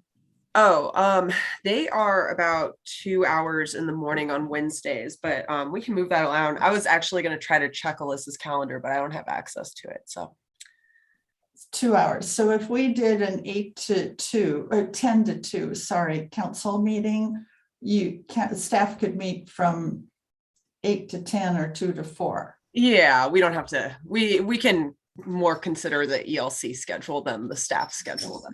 Okay, so let's talk about this. Do you want to do a 10 to 2 and, you know, just eat lunch with each other that way? So 10 to 2, the fourth Wednesday of the month. Well, the last Wednesday of the month, because in March it's the 5th and June it's the 5th Monday or Wednesday. So it would be 10 to 2, the last Wednesday of the month. Yes. Andy's feeling better. She's making decisions. That's It's right. getting close to 5. I'm running out of steam. I think we all are, Angie. Okay, we don't have Katie on this call, so hopefully she doesn't have a Chamber of Commerce lunch the 5th Friday of every month or whatever, for last Wednesday. Okay, so we're going to say for now, it'll be the last Wednesday. So it's the same dates that are on this calendar, but we're going to switch it 10 to 2 instead. And Anne, I know that doesn't totally deal with your conflict, but. No, I'll figure it out. Yeah. Yeah, okay. Okay, Wow, we made a lot of decisions in the last 2 days. So, any closing comments by any of you council members? Any thoughts? Just thanks, everybody. Yeah, we have an exciting year ahead of us. I mean, this is pretty amazing. And this is without even all the new federal money that we keep hearing about. So that'll be.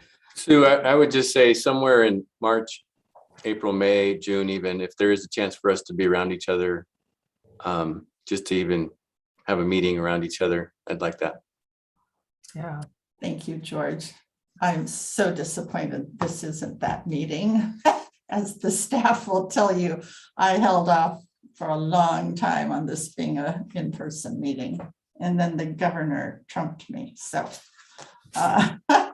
yes, we'll hope this spring we can all meet together. So thank you all. And I will be the first, but probably not that, but I'm sure I'm speaking for everybody to thank you, Sue, for your leadership.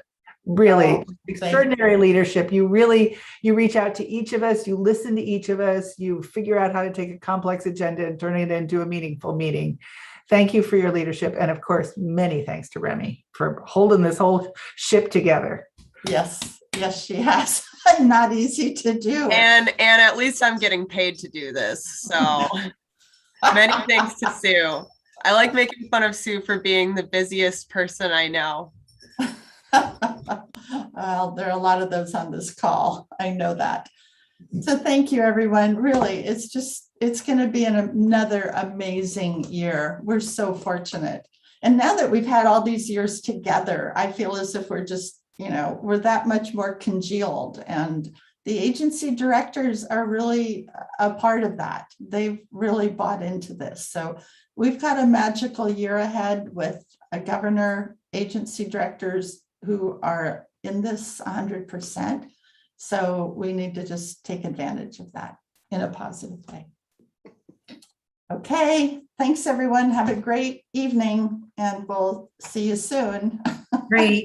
Thank you so much, Sue, everybody. Bye-bye. Get well, Angie. Thank you so much.